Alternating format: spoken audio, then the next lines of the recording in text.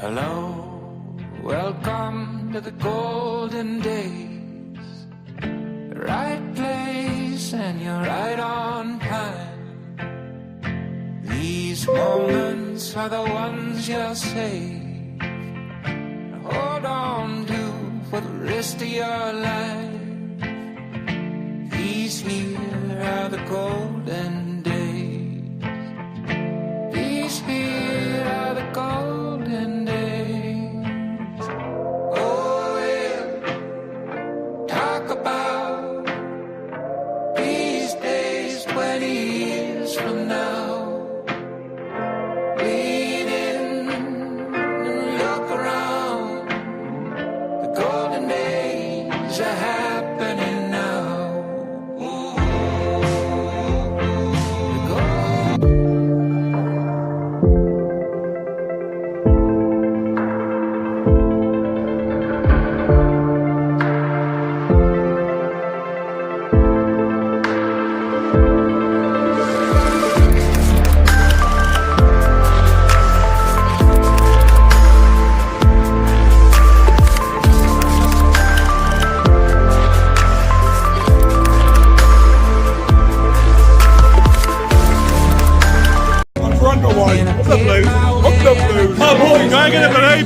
Blues legend. You're right, mate. One message to the Blue now. Okay, mate. Keep right on. The Blues. Come on. Keep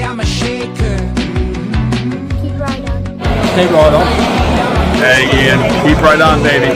Hey, boy, Blue. Come on, you Blue boys. Just keep right on and shit on the villa. Keep right on.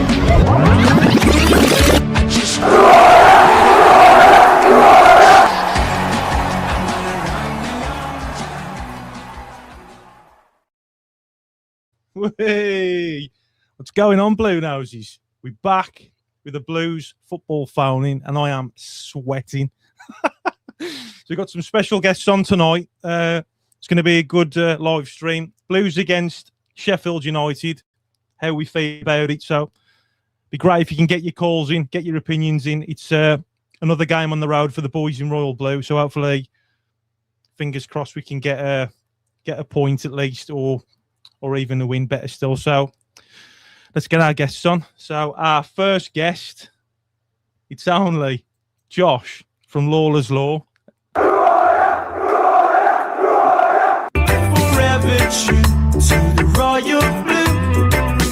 How you doing, son? I'm not too bad, mate. How are you? I'm all right, thanks, mate. It's bloody hot, isn't it, mate?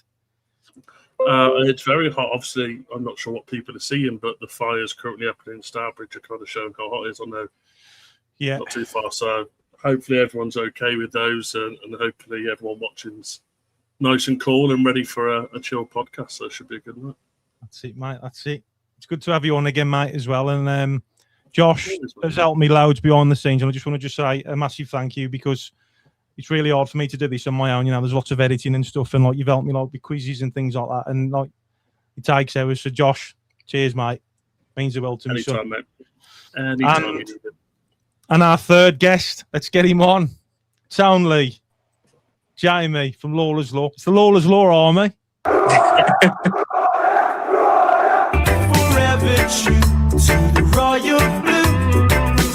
Right, son. All right, mate. How we doing? So, mate, you? Good. All good. I mean, just carnage getting home with the fire and stuff, but I just, again, echo what Josh says. Hope everyone's okay, man. Really am praying. So, for anybody that's watching that doesn't know, there's a massive wildfire in Stourbridge, and literally where I live and where Jamie lives, it's right in the middle of us. It's like literally like we're both either side of it, and it's actually like, well, they can't put it out yet, can they? There's 15 houses on fire from what I'm reading. Yeah, it's really bad. I mean, my estate's all like smoked and smoggy, like it's all blowing over, and the same by you as well, innit, Jay? Like it is really bad, innit? Like, so I just hope everyone's all right and stuff, and everybody's got out. But Jay, it's always a pleasure getting you on, son. Cheers. Thank you for having me, man. Like, just obviously, I'd love to do more of these, but life, busy, Mr. trying to move house and all that jazz. But I'm always glad to jump on and do a live stream with you, man. Cheers, mate. And let's get our last and final guest. And Bluenoses, you ain't going to believe this. Let's get him on. Let's do this.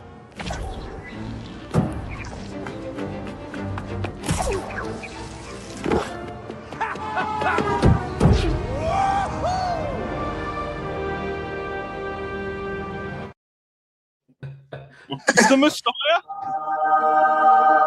Oh,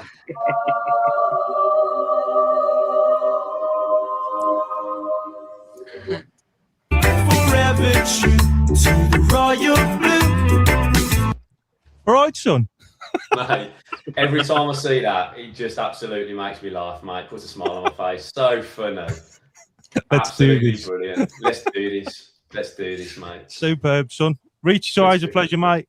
Getting you on. And you know me, lads, I am usually last minute, like in organising a stream just because of my work pattern. Like I'm like Emu, we never sleep. I'm up all hours doing the nights and the days. So I'm always lastminute.com. So, lads, to everybody that's come on, you know where I'm like, but it's always a pleasure getting you on. Mate, pleasure to be on. We're mob banded, mate, ain't we, with Lawler's Law, mate? Yeah, that's it, mate. Mob We're all banded, on it, mate. Yeah. Lawler's Law takeover. Absolutely. We tried to get Max on as well, but he was having none of it. He messaged me, yeah, just saying he's out, isn't he? Bless him. So we'll get him on next time, mate. We'll get him on next time. Yeah, we will.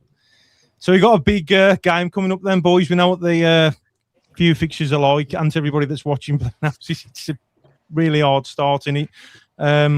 Blues away at Sheffield United on the road. Both teams have had a really good pre-season. Blues winning, obviously, the majority. I know it means nothing, but obviously, like it's like fitness, getting the players used to more of what Davis wants from them, and then Sheffield United having a good pre-season as well, and bagging some goals as well. I've been looking at some of their results and stuff. So, lads, I'll ask Josh first. What do you guys think about this game on Saturday, and what kind of things do you expect to see? So, start with you first, Josh. I'm expecting a bit. I was at Swansea on Saturday just gone, and that first half was diabolical. It was the same as last season, and it showed why we were getting beaten away. Second half, we seemed to come out. There was a few maybe tactical changes or position-wise moves around, and it seemed to work, and players seemed to link up a lot better. So I'm hoping going away Sheffield United, they've got a lot of shit going on behind the scenes at the moment. I know we did our Lawler's Law podcast last night, and we were talking, and Jamie mentioned that they still owe 35 million to their old owners. So it's a lot of off-the-scene stuff that's going on. Gus Harmer's leaving. Some of their other big players have left. Like, they've got good quality, but still some players leaving is going to put you off. I think we just got to go in and try and do our best. Potentially I can see a 2-1 win. Realistically, I feel like if we go in there to play for a draw, it's going to be Davis's game style to play. Yeah. But it's a new season. No one really knows how everyone's going to play. It'll be good to see what we've got and what we can do. We've still got 3 weeks of the transfer window, which I'm sure we'll talk about later. 3 weeks of the transfer window to improve if we need to. So it'll be a good start. It's a tough start. Sheffield United, then Bristol City at home. They're tough games to play. But it'll definitely give us an idea of where we are and what we need. And players like Buchanan coming back after so long got injured. It's nice to see him back on the field. Solis on the weekend, second half, looked a complete out-of-this-world player. He looked so comfortable, controlled. And Prisk, I've said it plenty of times, and people slate me for it, but Prisk is getting 15, 20 goals this season, and I can't see anything less. I think he's going to be absolutely on fire. The last time I come on, there was a disagreement about we're playing weaker teams, but even against Swansea, he gets a flick of a goal and scores 15, 20 goals by the end of the season. I think he's going to be very influential this year. Yeah. More so than if you played Stano, Josh, as the 9. Yeah. I think Prisk is that striker that's slowly coming into. He's getting into the right shape of the strength that he needs to be playing with us. He's a young player. I know Stano's young as well, but Stano's had a lot of time in English football. He's been moulded to the way that Fulham wanted him. He then went lower leagues at Exeter and different managers and stuff coming in. So I think Prisk coming in and being trained to play the English football the way that Davis wants him is going to be a lot better. I think you keep Vincente around him, Stano on the left, Vinny on the right. Although Vincente played the number 10 second half against Swansea, and looked great. Him and John Solis linked up so well, and every time Solis got the ball and turned, it was forward thinking. It was to Vicente who went forward, who then brought in Prisk, and it was on the attack, and we were able to turn it that way. So I think there's going to be a few of them that are going to be influential this season, but I think Prisk is going to be our goalsman, and I think, so I said 15, 20 goals this season. I think he's going to be influential. Stano will do what Stano does and get goals when we need them, and be there as a team player and get assists and make the runs that we know he does. But I just think, as a number 9 out and out, I just think Prisk is going to have a better season. Fair enough, mate. Jamie, question I asked earlier, and then any points that you agree or disagree with Josh? Or I agree with Josh's comments. I firmly think that Sheffield United are secretly fucked. Like, they're losing all their players. They owe money. I mean, if you look, we brought this up last night on our pod, like, even their own fans, a lot of them are predicting that they're in a relegation scrap already and the season's not even started for them yet. Like, this is a team that could very, very quickly be in the mire. I think it's going to be a tough game. I think it's a Chris Wilder team. They're going to come out the blocks. They're going to start crunching people, snapping people. But I think this is going to be the make or break of, are you going to see the John Solis we've signed that's going to get stuck in with them? I firmly think Prisk is going to be the answer, and he's an animal to play. I think you get him and Jay and Vicente linking as a 3. It's going to be disgusting. I personally see a genuine 1-1 or 2-1 win. I don't see us losing first game. I think Clara and Neumann showed that they're a brick wall at the back. I think, obviously, once Lund's fitting Lund's in, it will be good to look at. And Buchanan looked good. He still had, obviously, a bit of rust, but sharpness is there, speed's there, everything you want's there. I'm excited for this season starting. A couple more signings and I'll be even happier. Fair play, son. Reach, what are you saying, son? What am I saying? Yeah, just what the lads have said. Totally agree with everything Josh and Jamie have said there. It's I was excited when we signed Prisk. We all knew that he was pretty much signed for this season. He's always going to take a bit of time to settle in. He's only a young kid, isn't he, at the end of the day? But his potential is massive, and I'm sure he could have gone to a lot bigger clubs than Blues. I think a lot of clubs were in for him, and he decided to come to us. Obviously, we've got the financial power to obviously give him a good contract, paying what he wants to get paid. But by all accounts, we did really well to fend off a lot of competition to sign him. And we saw glimpses of it last season, and he was unlucky not to get a few goals, wasn't he? The West Brom game, he hit the post.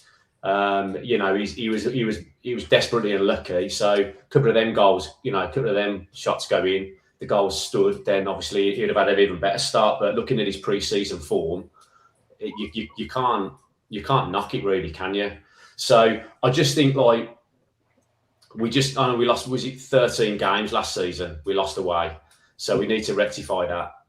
And I think they will, by how Davis, how the club have recruited for Davis, we're clearly going to be mixing it up, and the away games are going to be the ones where we're just going to be, we're going to go toe to toe with them, and then at home we can obviously play a bit better football. We'll have more of the ball, but on Saturday, I just want to win dirty. I don't care how we do it. I just want to be solid, compact. I want tackles going in. I want them to fight for everything.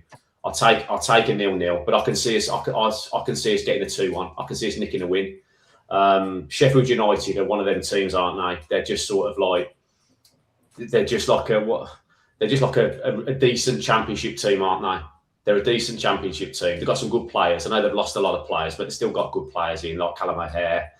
They've obviously recruited Calvin Phillips again from Man City. I know he's obviously had poor seasons previously. He's dropped down a division, but they've got some real experience and some decent players that can hurt you. But I don't fear any of them at all. Obviously, first game of the season away from home. I just hope we stand up and be counted, and I think we will.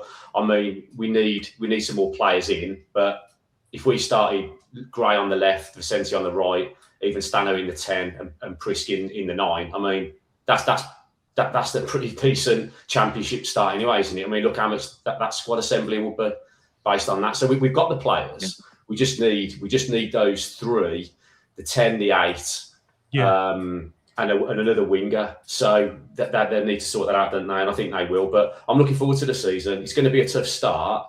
So let's not hope that's not skewed too much if we don't pick up as many points as we'd like. But I expect us to take at least a point at Sheffield United, beat Bristol, and then 4 points out of 2 games. We'll take that, and then we'll just push on. And then the home games we've got are tough, but we're at home. We could beat anyone at home.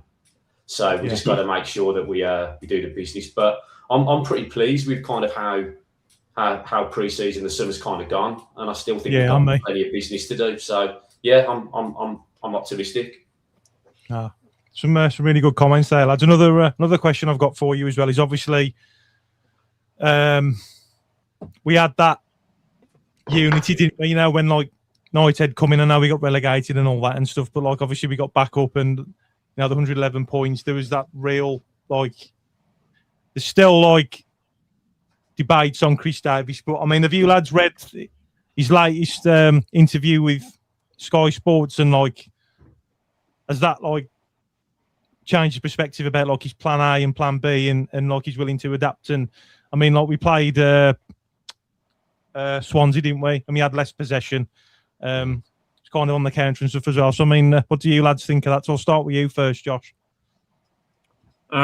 I haven't seen his latest pod. I know that a lot of people are talking. He was on TalkSport today. I ain't got around to listen to it yet. But being at Swansea, it was like bread and butter difference in the second half. Yeah. It was like they went in at half time. Yes, we were 1-0 up by a very lucky goal. That's a great touch by Prish to get it. But we didn't deserve it. We should have been 3-4-0 down. Just thank God their right winger couldn't score. But second half, we came out, and in the nicest way possible, I think it was Pake's worst game for Blues. As soon as you brought him off the pitch, there was a lot more confidence there with certain players. And we seemed to come out the second half attacking. And it made me look into situations last year where we'd have a really, really poor first half. You'd go in at half time and they'd come out, and you'd sit there and wonder, what has Chris Davies actually said to you? Because you've done nothing. Where Max gave a point to us yesterday where he said it was very much reminded him of the Preston game, going last season, going 1-0 up, getting defensive, keeping it solid, keeping it strong at the back. I totally agree with what he was saying. And I think second half, he must have said something at half time, say, like, look, let's not do this. Let's do this way instead. Let's try that. We'll make these changes at this point. And it worked. And going on what Rich said about Prisk, it's one of those, last season he had a lot of chances. Not as many as Kyogo, but he had a lot of chances.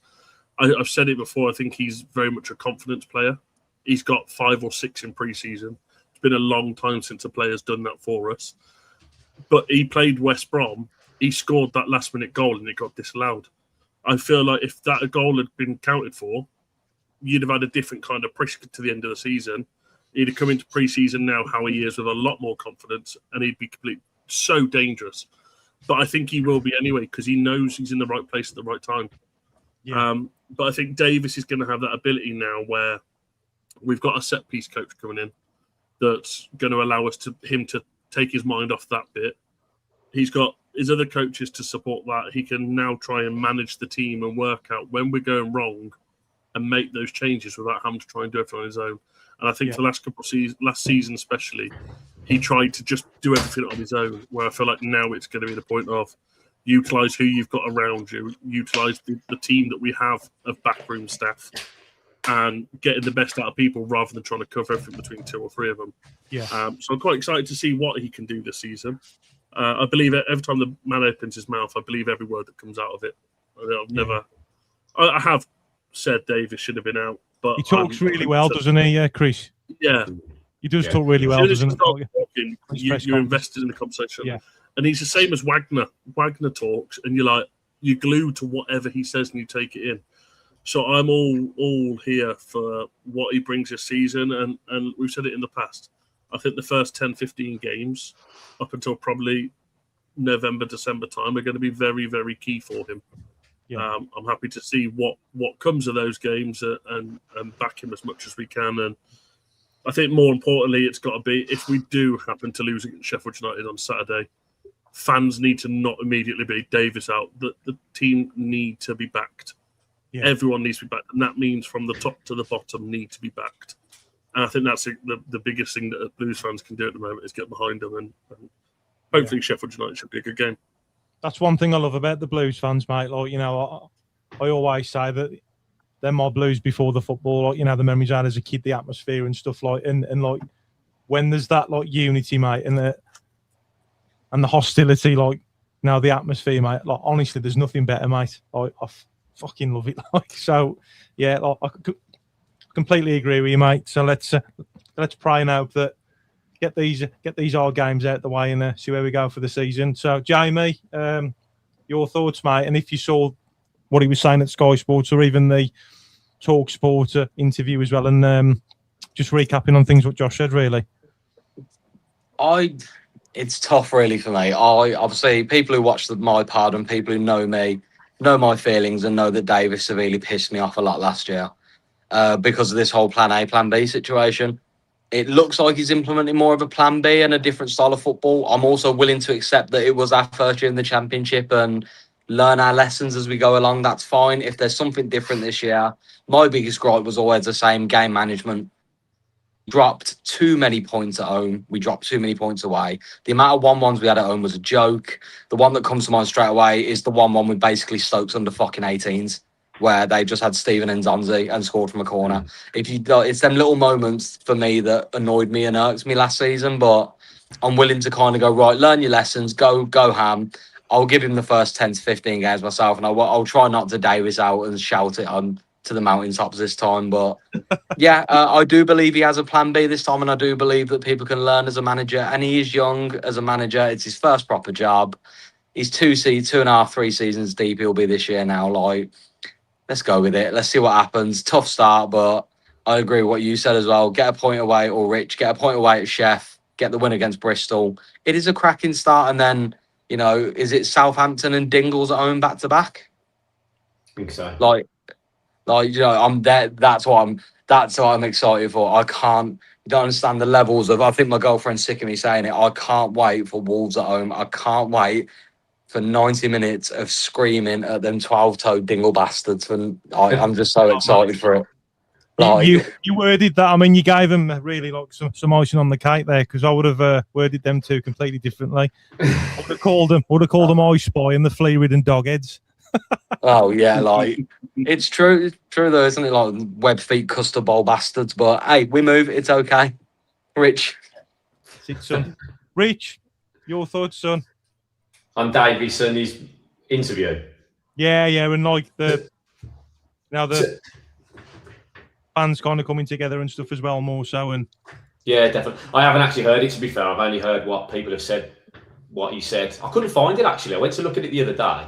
Went on Sky Sports, and for some reason I couldn't see it, so I'll have to catch up on it. But I can imagine what he said, or know what he said through other people on the WhatsApp group.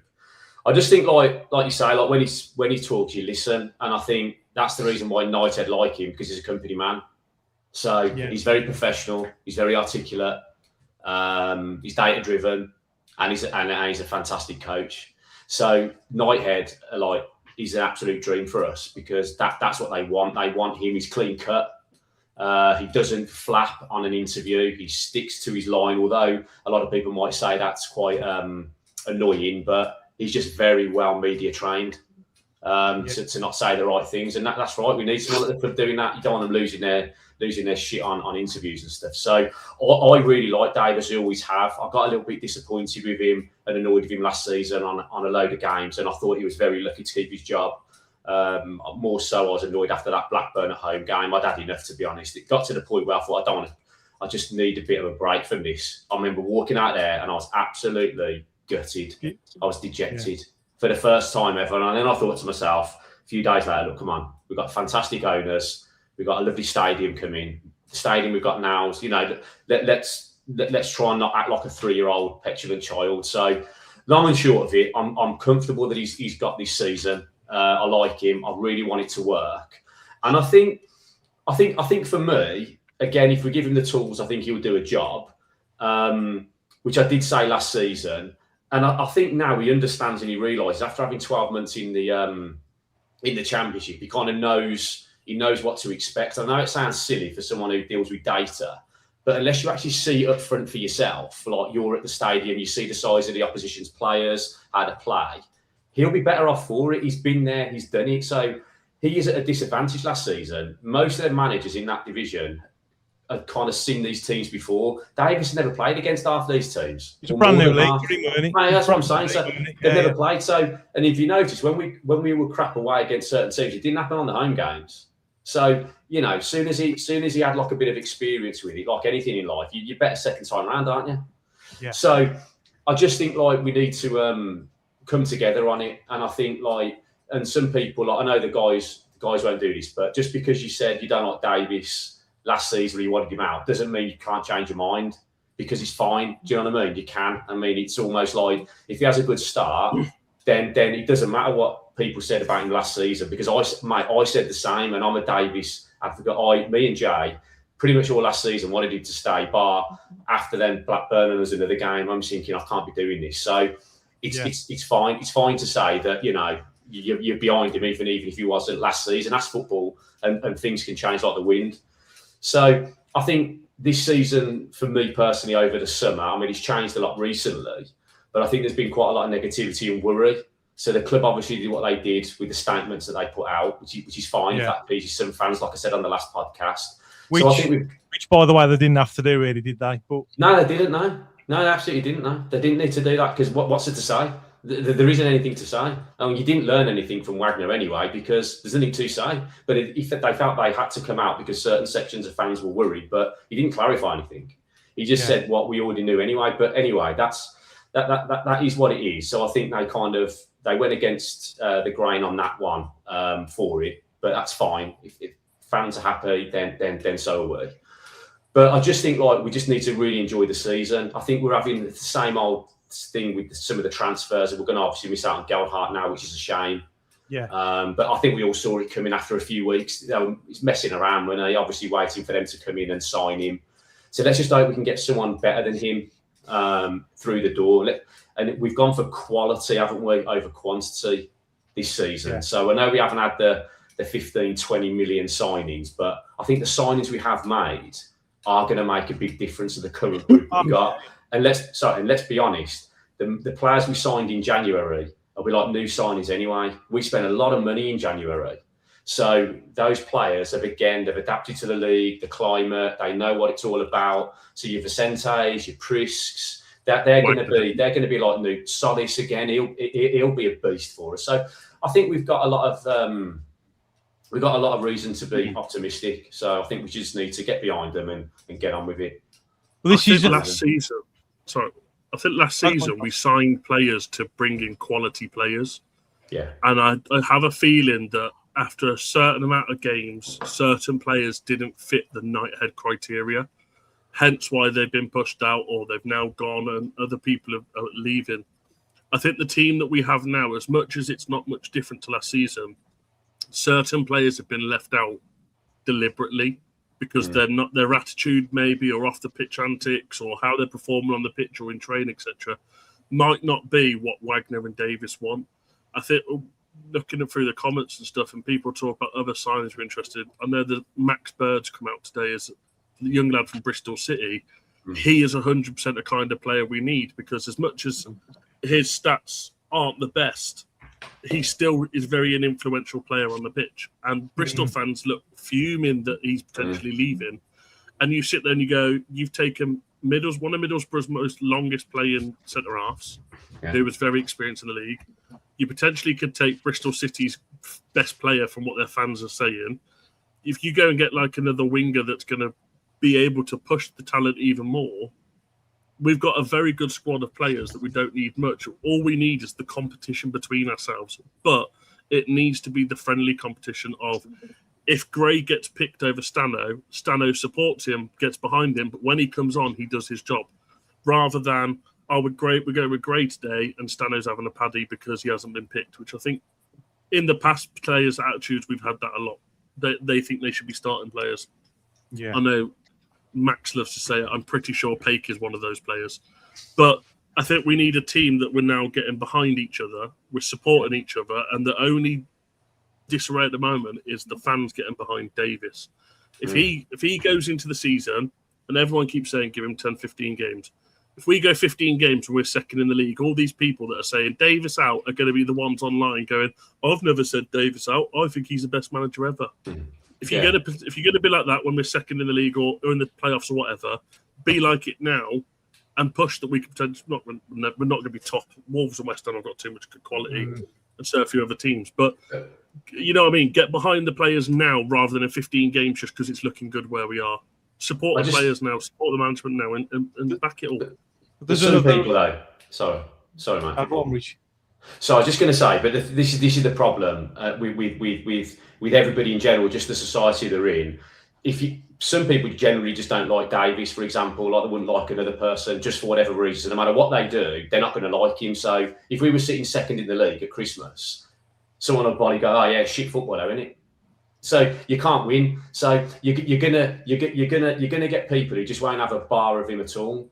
And that's just how they are because they've set their stall out. They don't like him and they're waiting for him to mess up or make a mistake or even say something in an interview. They're just waiting and waiting with a notepad, just going, "Oh, we said that. Oh, he's X, Y, and Z." So you're just always going to get it. That's just the facts of life. But they're the sort of people that you don't really want to listen to anyway. Because the Swansea game is a great example of that as well, Rich. I mean, like, you know, there's still like. Not defending the performance because obviously, you know, they're a good team. They're now Mugs are the Swans, you know, they've spent some money as well. And like, you know, there's still room for improvement, obviously. It wasn't perfect. We've got a long way to go. But, you know, one shot and one goal, like the whole of the stats, like, obviously, like it needs massive improvement. But like, at the end of the day, we fucking won.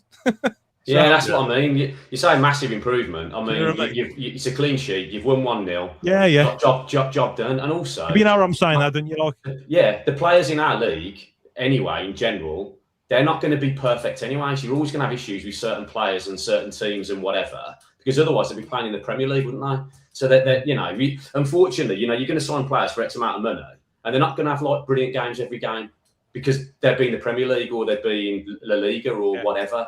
So I think sometimes you just need to understand that we're not signing perfect players and they are going to make a mistake. And just because they made a mistake in one game doesn't necessarily mean they're going to be shit in the next. So it's like anything in life, isn't it? You've just got to hopefully they're as consistent as they can for what we need them to do. And Davis is no different. If anyone thinks he sets up a team to go sideways and backwards and to lose a game, they're absolutely wrong. So I was going to swear there. They're absolutely wrong. They'll go in there to win the game. And the only reason they won't win the game, 9 times out of 10, will because they haven't executed his plan properly, because he knows what he's doing. So the players aren't good enough to do what he needs to do.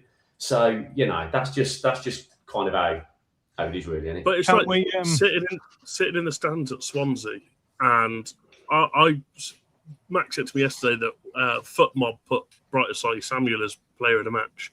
To me, it was Beadle. Beadle had a great game. Yeah, I mean, mate, off the pitch, he was commanding the box. He was commanding the ball. He made a really couple of good saves that kept us in the game. He was big every time that right wing got through. He made himself big. He put him off, and he had a really good game. And then he did one kick in the second half that was towards Gray, and it come over Gray, and Gray just stopped running. And the guy next to me was like, "Oh, fucking Beadle's back again, kicking it out for throw." And I'm like, last season he'd kick it out 15 yards into our own half for a throw-in with no one around him. He's not put a foot wrong in his half, but the second that the first ball went out for a throw-in, you were on his back. Like, get that's behind the lad. And you look at the videos after, and I've got it perfectly on camera, is that all the players are doing that big cheer thing that Davis does after Prish then goes up because he scored the winner, and then they're all shouting, all the fans are like, "Beat up," and he just didn't want to do it. And I'm sort of like, I don't think I'd want to do it if all the fans have been shouting abuse at me for one bad kick. I think he's just awkward, isn't he? I think he's just awkward, isn't he? He's an awkward. I think he had a good game. Maybe he's shy or whatever. I spoke to my on his back for one kick there. I spoke to my dad about Beadle. Like, I wanted to know what his thoughts was. You know, me and my dad are close and stuff.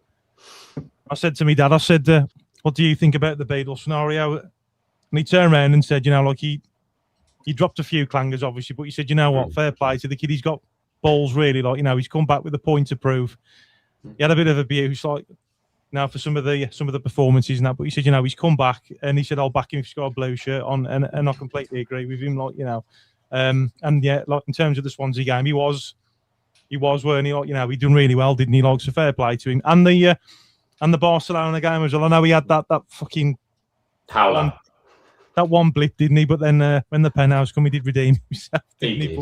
But this is what we're getting now, aren't we? We're getting a young keeper who's going to make mistakes, yeah. and that clearly Blues are comfortable for him to do that because they don't want to spend 10 million quid on a keeper at the moment. Fair enough, I suppose.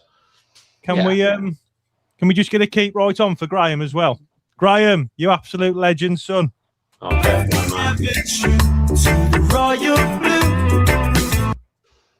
Cheers, one, Graham.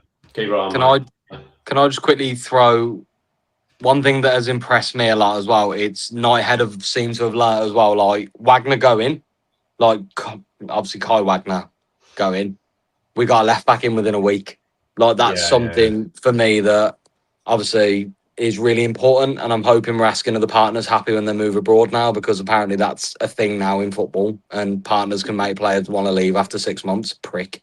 But it's one of them things where I love the fact that we lost Wagner and everyone was like, oh God, no, what? And then Lund comes in and you go, oh, okay. That's like, we spent most of the first 4 to 6 months of last season going, we need a left back. Cashing is not the fucking answer. What are we doing? To instantly replacing a left back.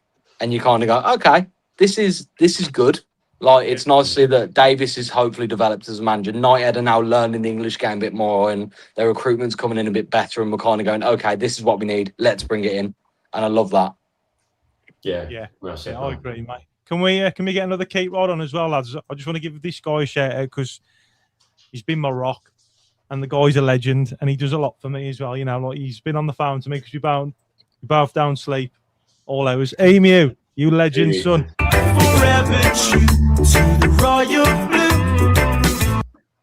Cheers, son. Thank you, mate. Also, George, my comments aren't made at you. In the comments, get there. You weren't at Swansea, but you are a really bad Beadle hater. I'm not a massive fan of him, but I get behind him. But I just, it is what it is, isn't it? The Barcelona game was the epitome of Beadle. I screamed, leave, you prick, when we conceded that goal, and then was following him at the end of the game going, you absolute world beater, what a man. But that's fine. That's funny though, isn't it? Like, that's what I mean. You can change your mind, mate. You can change your opinion. It's fine. Graham's on fire tonight. He's just dropped a gift as well. Cheers, but just quickly that, lads, as well, before I turn the phones on. You know, I was reading again, like, you know, just look back from like how far we've come and stuff, you know, the Carson Young era and all that, and now the club nearly like fucking going, well, potentially going, and like, you know, like I read something, I think it was last week or the week before, about Blues again being the top club for the most, generating the most revenue, along with like the parachute payments, or like if not more, like, you know, and isn't it great to be in that position and just go like, you know, that's my club, like, you know what I mean? Yeah. It is. I think we said it on Lawler's Law last week. We had Tommy on as a guest, and Tommy said that in his vlog for the Barcelona game, when you panned around at the end, if you just look at the stadium looked beautiful. And for the first time in a very long time, we can now look at our club and go, we are what we want to look like. You see the royal blue, you see all the smart branding, you see all the... Yes, okay, there's the issue with people not liking the kits and stuff, although, going to say it, I like the away kits come out today. But people moan about the home kit and stuff. But when you go to St Andrews now, you get the vibe of being in a joyful football club. People aren't turning up at 5-3 now, doom and gloom and glum. And when it is raining, it's a dark game and you sort of the ball. When it's raining now, all the fans are up for it still, and they're having a joyful time because it's just much better. So where we were 10, 15 years ago and where we are now, people need to realise that we're not in that doom and gloom anymore. Things might be tough, but we're going to get better. Definitely. I agree. Should we turn the phones on, boys? Let the Bluenoses call in. Definitely. Yeah, because George's asking me how to do it. Come on, you Bluenoses. George texts me again. How do I call in? We're gonna put the number on screen in a sec, waiting for the phone to turn on. I hope I charged you. Oh, mate. Imagine if you didn't. That would have been a bit of an error, wouldn't it? Oh, mate. You'd have to click your fingers, son. You're the Messiah, ain't you? Well, he says he's. So I am, but I'm a fraud, mate. you wanna watch it one more time? Yes. Let's do this.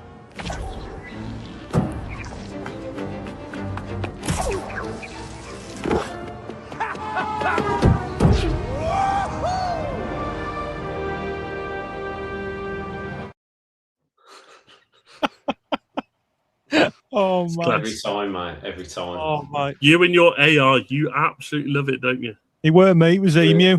Emu, mate. Emu Down to game. his son. There's one of Have me you in the still back got as your well. one of what? Have you still got one of Wagner walking in and shaking your hand? Yeah. You loved that one last year, didn't you? Why ain't this Lee sharing? Burke. Yes, Lee Burke.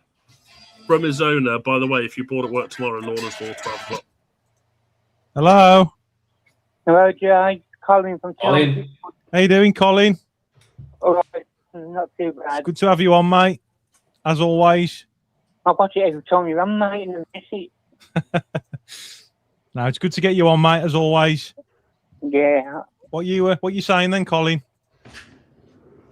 Well, I want to ask the lad, what do they reckon about the Barnsley player, the winger, what we after? Reyes, is it? Reyes clearer. Yeah. Yeah. I don't think there's anything in it, if I'm honest. I'm seeing their admin are posting a lot about him recently.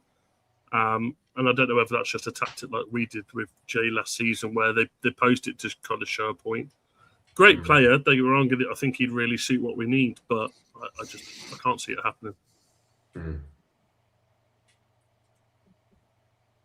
What you reckon, Cole? I've been on Barnsley YouTube, and he looks a good player to me. Yeah. I mean, that's what I think the fans love him. Then again, I thought Anderson was a good player. I mean, we got rid of him, didn't we? Yeah. This is the problem, isn't it? Like, you fall for when you watch like the YouTube clips, everyone looks absolute world beater. That's why I try and stay off their best clips now, because it's just like gives a false narrative, really, doesn't it? But I think he's only done it in League One, hasn't he? To be fair, so I think it'd be a bit of a gamble. I think we could do better if we could buy him and have him as a squad player, and then get someone else in. But then I think we're going to be too top heavy with it. So I don't know if he's maybe the right player at the wrong time. I think we need someone a bit more experience, in my view, just to push Gray to that left wing position. Yeah, definitely need the left winger, don't we, lads? Yeah, 100%. Yeah, definitely. I can't take Stano being on the left anymore, Colin. No, That's only my opinion, mate. You know, I mean, like, I keep saying it. I'll probably the people's heads in, but, you know, like, when we signed him and I was just watching videos on him, like, his goals he scored for Exeter and stuff, and, you know, he has scored some cracking goals for us, like, and no disrespect to, like, August Priest, but, you know, he ain't yet, has he, like, you know what I mean? And Jay's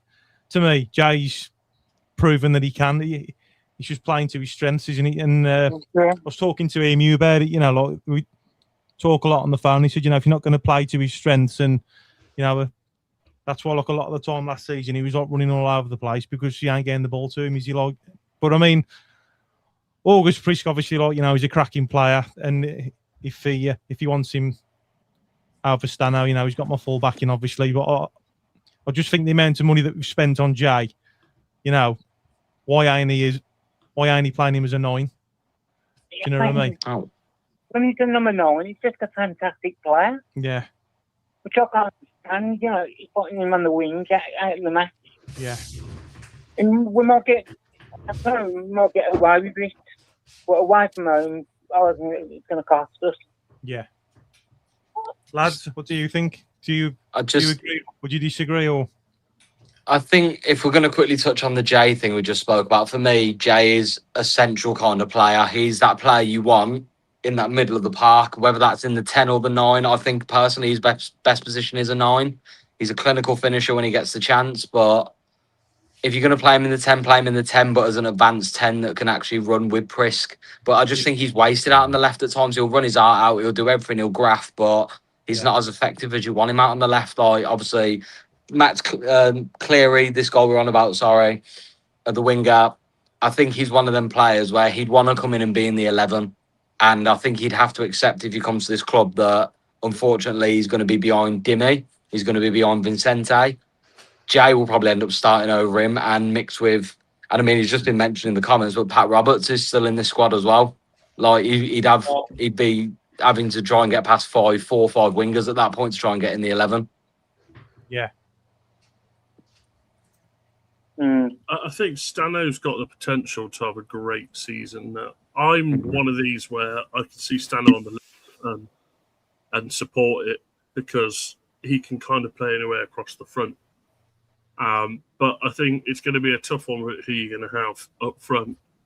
If you've got Prish scoring 7-8 goals in the first 5-6 games, you're not going to change that. But if you've got Stano playing in a 10 or on the left or on the right or wherever it is, and Stano's bagging 10 goals and Prisk isn't up to it, then you sit there and go, well, hang on, let's take a look here. Let's stick Stano up front and we'll bring someone else in the 10. A lot of people are saying it in the comments. Pat Roberts, whatever's happened to him, they need to work out and fix it because when he come to us, he was one of our best players for a few games. And every game he's played, he's looked a bit shaky, but he has that influential spark just to twist and go. But I think the problem is as well, if you talk about Priska and Stano, you've also got to put Vázquez into that question because at what point, if you've got Stano and Prisk fighting for number 9, at what point does Vázquez come in and where does he play? Because he's meant to be a number 9 as well. You can't be like, oh, we're going to play these two up top, but we're going to bring Stano off and bring Vázquez on and play 2 big guys or be in that situation. I think there's a lot of headache for Davis. Ultimately, I think Stano is going to end up on the left, and he'll be Gray's challenge. You got Vinny on the right with Roberts playing behind him. If you go anything off Swansea second half, you've got Ethan Laird playing at right wing back, and you got Lunt coming in, who's a left wing back. That's where your challenge is going to be, whether he sticks with this formation that he absolutely fears getting rid of, or does he potentially, for the games where we're playing a more defensive team, we play the standard way. If we're playing a team that's going to be very attacking, we're away from home, do we look at a back 5 and do we look at a different formation or a 4-4-2 or something like that? And that's where the questions are going to be with Davis is, can he change the formation rather than the same every week? But I think it's going to be a tough headache. But ultimately, I do see Stano this season, majority of the games will be off that left. We're 10. How are you feeling about tomorrow? Saturday then, Colin. Away on the road. You've had the pre-season and stuff. Any players that stood out for you? And then going ahead into the Sheffield United game, how are you feeling about it? You feeling nervous or confident? Or Well, I'm seeing no pre-match friendlies, so I can't really judge them. So. Yeah. But I think we're going to do all right for Sheffield. It's going to be a 1-0. Yeah, you reckon? It's just 1 goal. And I think our defence is all right. Yeah. And Clara. Yeah, there's a good partnership there, isn't there, with Newman and Clara, which we saw last season as well, didn't we? Again, there's still a couple of things we can improve on, but yeah, you know, they're fairly solid together, aren't they? So all I want is a new left winger. It's my opinion. A left winger and a number 10. Probably a midfielder as a backup player. So we got that third. We got associated today. Yeah. I think you get rid of the 10 position in general and go 4-4-2. I saw a comment there saying Stano and Prisk up front. I think you play it 4-4-2 with attacking direct wingers, like wide midfielders there. I know he's got a knock at the minute, but where would we stand? I'd like to see more of Kanya. I think Kanya had a fantastic pre-season. And I think Kanya has that. I mean, I know Jordan's in the comments and Jordan's about to fly off the handle because he loves Kanya more than anything, but I genuinely think Kanya could be a really good 10 as well. He looks, every time he came on last season for the couple of minutes he did, like, and the Leeds game, FA Cup, Port Vale first half, you kind of don't know why he was shoehorned off at half time in that game. Because for me, I think Kanya is that number 10 that can turn on the ball and play it forward. And I just don't, I'm sorry, I don't ever want to see Paik in the 10 again. I'm sorry, I just don't. It was dog shit. I like Kanya, but I think it's just his physicality in the 10. I just don't think he's tough enough, to be honest. I think he just gets kicked off the ball. That's his problem. I think that was the same when we had Miyoshi there and Yokoyama. I think they were very good players, but they were very weak players. the Japanese leagues aren't as strong, and neither like Belgium leagues and stuff like that they were coming from. And ultimately, I think he was given the test. Barcelona, he played really. People sit there and slate him. Every time he got the ball, he was drawing in fouls. He was drawing in players and making space. The same at Solihull when we played there. The game when he come on and he gave Kyogo 2 assists, he got the ball, he controlled it, he played passes in where he needed to be. And he potentially could be the player, like Jay said, that you'll get the ball to him in that 10 position into the box. And he'll play that pass you're not expecting to Stano or to a Priska or to Vinny or something that you're not expecting because he's got it in his locker to pull it off. And George is literally loving life talking about King Kanye. But I think ultimately he is a player that if you can strengthen him up a little bit and keep the ability, 100% a player that needs to be in the team. I'd like him in the squad, but I want a marquee number 10. I don't want him as my starter. I'd have him as a squad player for definite. But I think we need a really good number 10. I mean, I like him, but I just worry about his physicality. You can lift all the weights in the world, but at the end of the day, you're still not going to bulk up to what you kind of need him to. I mean, like he's just a little bit lightweight, isn't he? And even against Barcelona, he was. That's why he wasn't in the game. Barcelona, although they had the kids out, they're a strong physical team. They're big lads, and he didn't get in the game because they pushed him off the ball. But I think we definitely keep him. But I think we need a marquee number 10, in my opinion. Yeah. Do you want to get your comments out for the Bluenoses, Colin? Yeah, keep right on. 1-0 today. Love that, Cole. Love it, Colin. And we are going to go up this season. Even if we end up in 8, we'll go up this season, definitely. Good lad. I just want to be finish Wembley, just to make more money. Yeah, I just want to go to Wembley and win this time. Love it, man. Fair play, Colin. Keep right on, son. And you, mate. Take care, Carl. It's all right, mate. Bye. Just to go off one of those comments, obviously talking about. Josh, we've got to give Graham another shout out. Yes, Graham. Nice, yeah, mate. Forever true to the royal blue. Go on, son. Absolute legend. There you go. It's with Jordan. Hello. Roger. How you doing? You all right? All right, it's Todd. Been on a couple of times before. Todd, how you doing, mate? Yeah, mate. Yeah, sound. Yeah, one of the old boys. So I thought I'd phone you tonight. So I watch all your YouTubers. I was looking to catch. I was lucky because I've only a couple of times I've been able to catch you when you're on live. So. Oh, fair play. Well, you're on there, mate. Yeah, I'm glad I've got through because I want you. I say, do you like that? You young YouTubers. So I want to ask you. Here's a question that's been like burning my brain for the last couple of weeks. Yeah. Before we've even kicked the ball. I've heard YouTubers. I'm not going to mention any names because I watch you all, but you probably know what I'm going to talk about now. A lot of YouTubers, blues ones especially, say they get more views when they're talking negative about the blues, and people like want to moan. They get more views than when something positive happens. And as an old boy who's got a lot of mates who used to watch the blues like 70s, 80s, the 90s, 2000s. Yeah.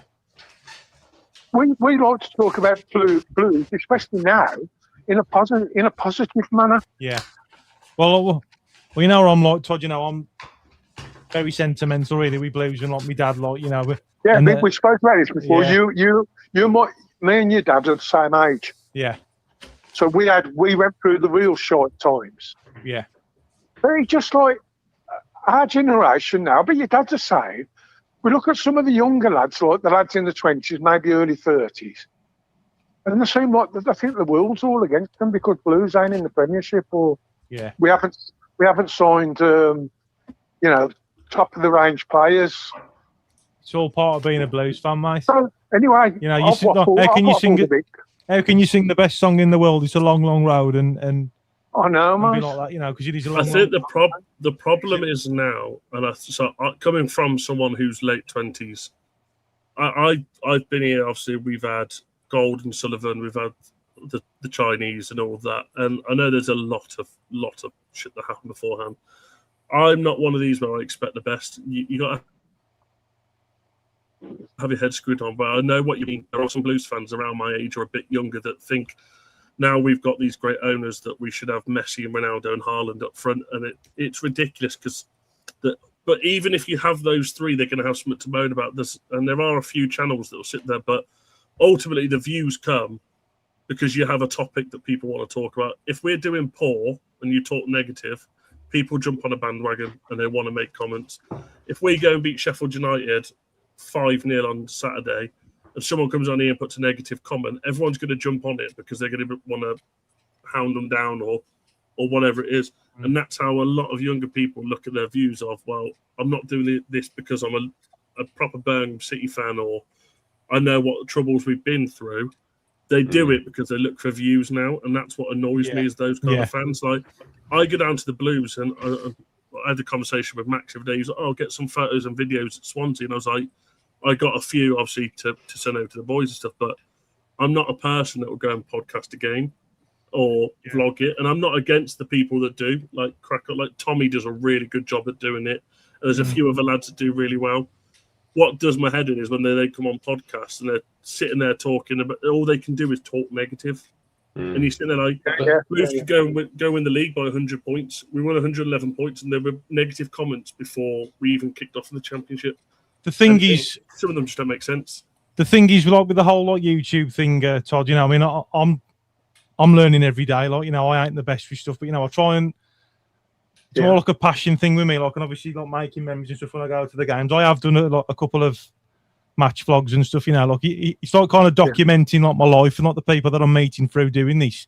But you got like two sides to it. So you've obviously like you're creating the content, you're doing all the hours of editing, and then like if you're not getting people watching your videos, I mean, I'll get like not upset, but like a bit gutted when I've spent like 5 or 6 hours putting a video together. I mean, I had 2 videos that I've done in the week, that took like 5 or 6 hours to edit, and I got like 500-600 views. And when like you're averaging between 1 to like 2,000 views, it does knock your confidence a little bit because it's like, well, YouTube's it kind of goes off for like graphs and what people are searching and stuff, and you have to kind of match your personality and your content to suit the algorithm, and I'm sure Josh and Jamie will explain it. It's really complicated. I love the work. All you YouTuber guys, mate, I love the work that you put into it, and you can only do so much. I mean, I watch a lot of YouTube. I mean, I've retired now. I was at the Jag for like near 35 years, so I've earned my retirement. But I watch a lot of YouTube, especially in the Championship now. And there's some like you got, like West Ham, Middlesbrough, Sheffield United. They're so professional. Yeah. They're on there like they're professionals basically. That's their job. Yeah. And they put out content every day. Yeah, and it's really good stuff. But that's the thing what people don't understand, because in like you've got another job. It's really important for people to subscribe, and like some people might think, well, if I subscribe, I'm paying for something. Like subscription has nothing to do with that. Yeah, that's what I'm saying. It's the adverts what pay. You lads have probably all got another job. Yeah, I mean, I work. Yeah. Some of these guys, the West Ham, Sheffield United, some of these guys, that's their job. Yeah. YouTubers.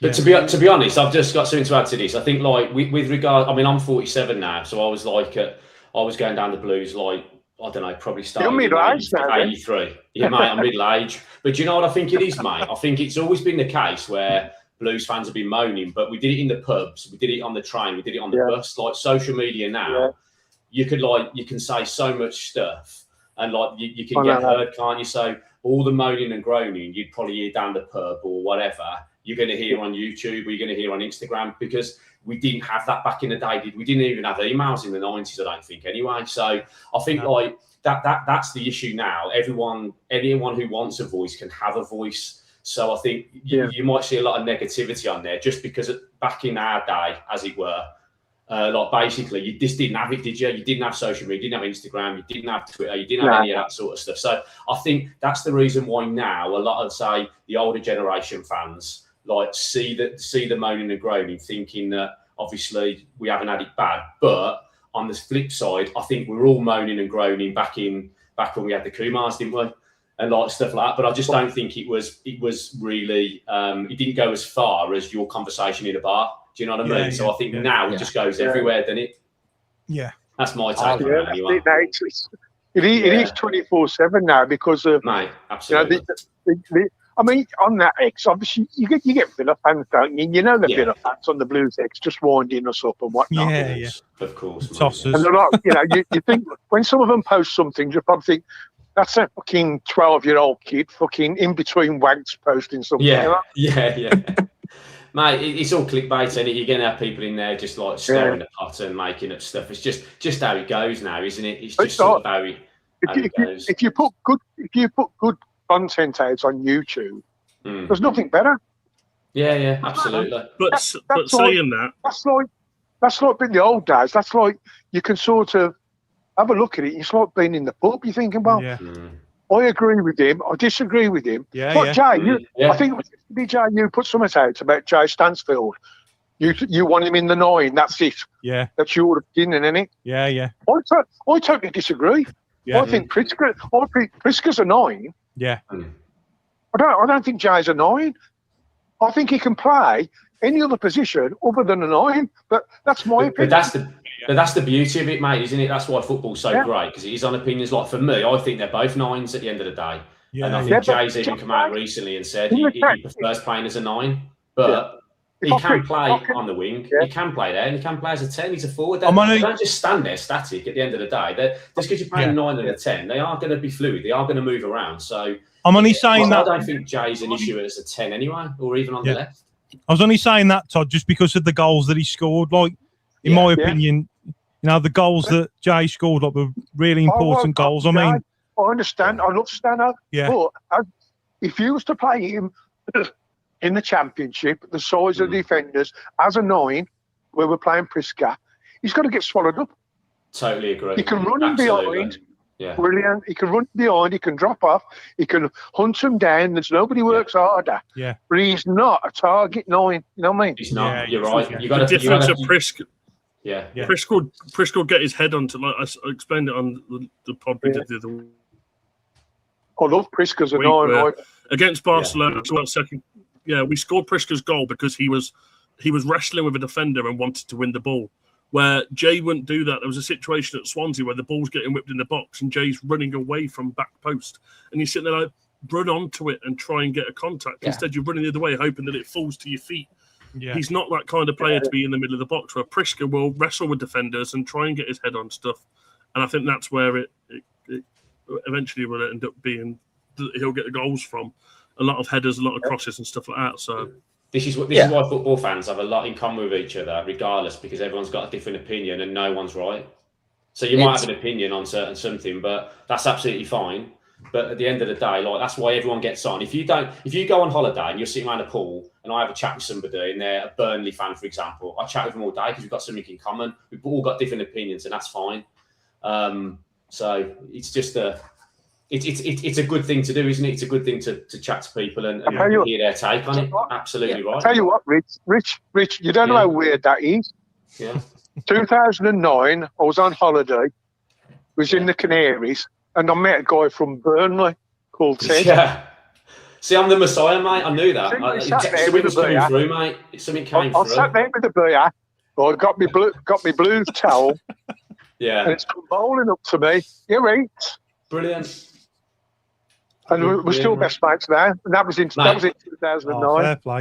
Burnley are just everywhere, I think. Yeah, they're just everywhere. Like, I went to Cyprus and the lad that I hang around with whilst I was there. I was like, oh, where are you from? He's like, I'm a Burnley fan. I was like, yeah. But that's the thing, though, and also you'll look out for him and like you'll chat football and you'll have a combo, and 9 times out of you might 8 times out of 10 you might agree, but other ones it's got different, and it's good to have a different opinion because then you can have a good chat and get into it. If we all thought the same thing, the world would be a very boring place. It would be. Exactly. What would we be doing this, would we? There's a few times I've come on this podcast though when me and Rich haven't had the same opinion, and Rich will give points, and I'm like, oh, actually, I didn't think about it that way. Yeah, People give you fine. opinions, and you can listen. If you listen and actually take in what people are saying, sometimes you see something different in the next game. Yeah, exactly. Just got to be open to it, haven't you? The last time I was on, I had a little pop at Rich because I thought he was being unfair on Beadle. But that's opinions again. Fucking give it to him, Todd. Give it to him. Wait till George comes on. I think honestly, Todd, mate. Next, I am going to be good this season. I'm gonna not say anything negative about him. I promise myself that. So he's my boy this year, definitely. Yeah. What's your after the Sheffield United game? What's your predictions then for the game on Saturday? Then, Todd, away from home, what you saw pre-season with the signings and maybe more to come. How are you feeling about it? I'll just be bored and say I'll take a draw. Oh, that's fine, mate. Mate, I think at the end of the day. Hang on a minute. We've got our new yellow. We're playing in our new yellow kit, which is a banger. It's a banger. Yeah. It's a banger. Yeah, nice, isn't it? It's really nice. I'm glad it's a nice kit. Looks really good with a Portsmouth badge on it. Shorts in blue. Yeah. Yes, Blues. I've just put a tweet out of the full kit. It's yellow shirt, blue shorts, yellow socks. Oh, nice. Perfect. When can you buy it? Is it tomorrow? I've changed my mind. I haven't seen what they've put about when you can buy it. I've just seen someone putting about Blues and they've put online a little video. That's it. Yellow shirts, blue shorts. We're going to beat them now. Then I've changed my mind. Fair play, mate. What's your message for the Bluenoses, Todd? Most importantly, always, mate. Keep right hunting. Fucking moaning. Yeah, absolutely, mate. Sort of bloody moaning and groaning. Jesus. Fair play, son. Cheers, boys. Todd. Nice one. Always a pleasure, mate. Cheers for calling in, mate. Take care, mate. Keep right on. Our 2026-27 away kit goes on sale at 9 a.m. on Friday, August 14th. Let's give Sadie a shout out.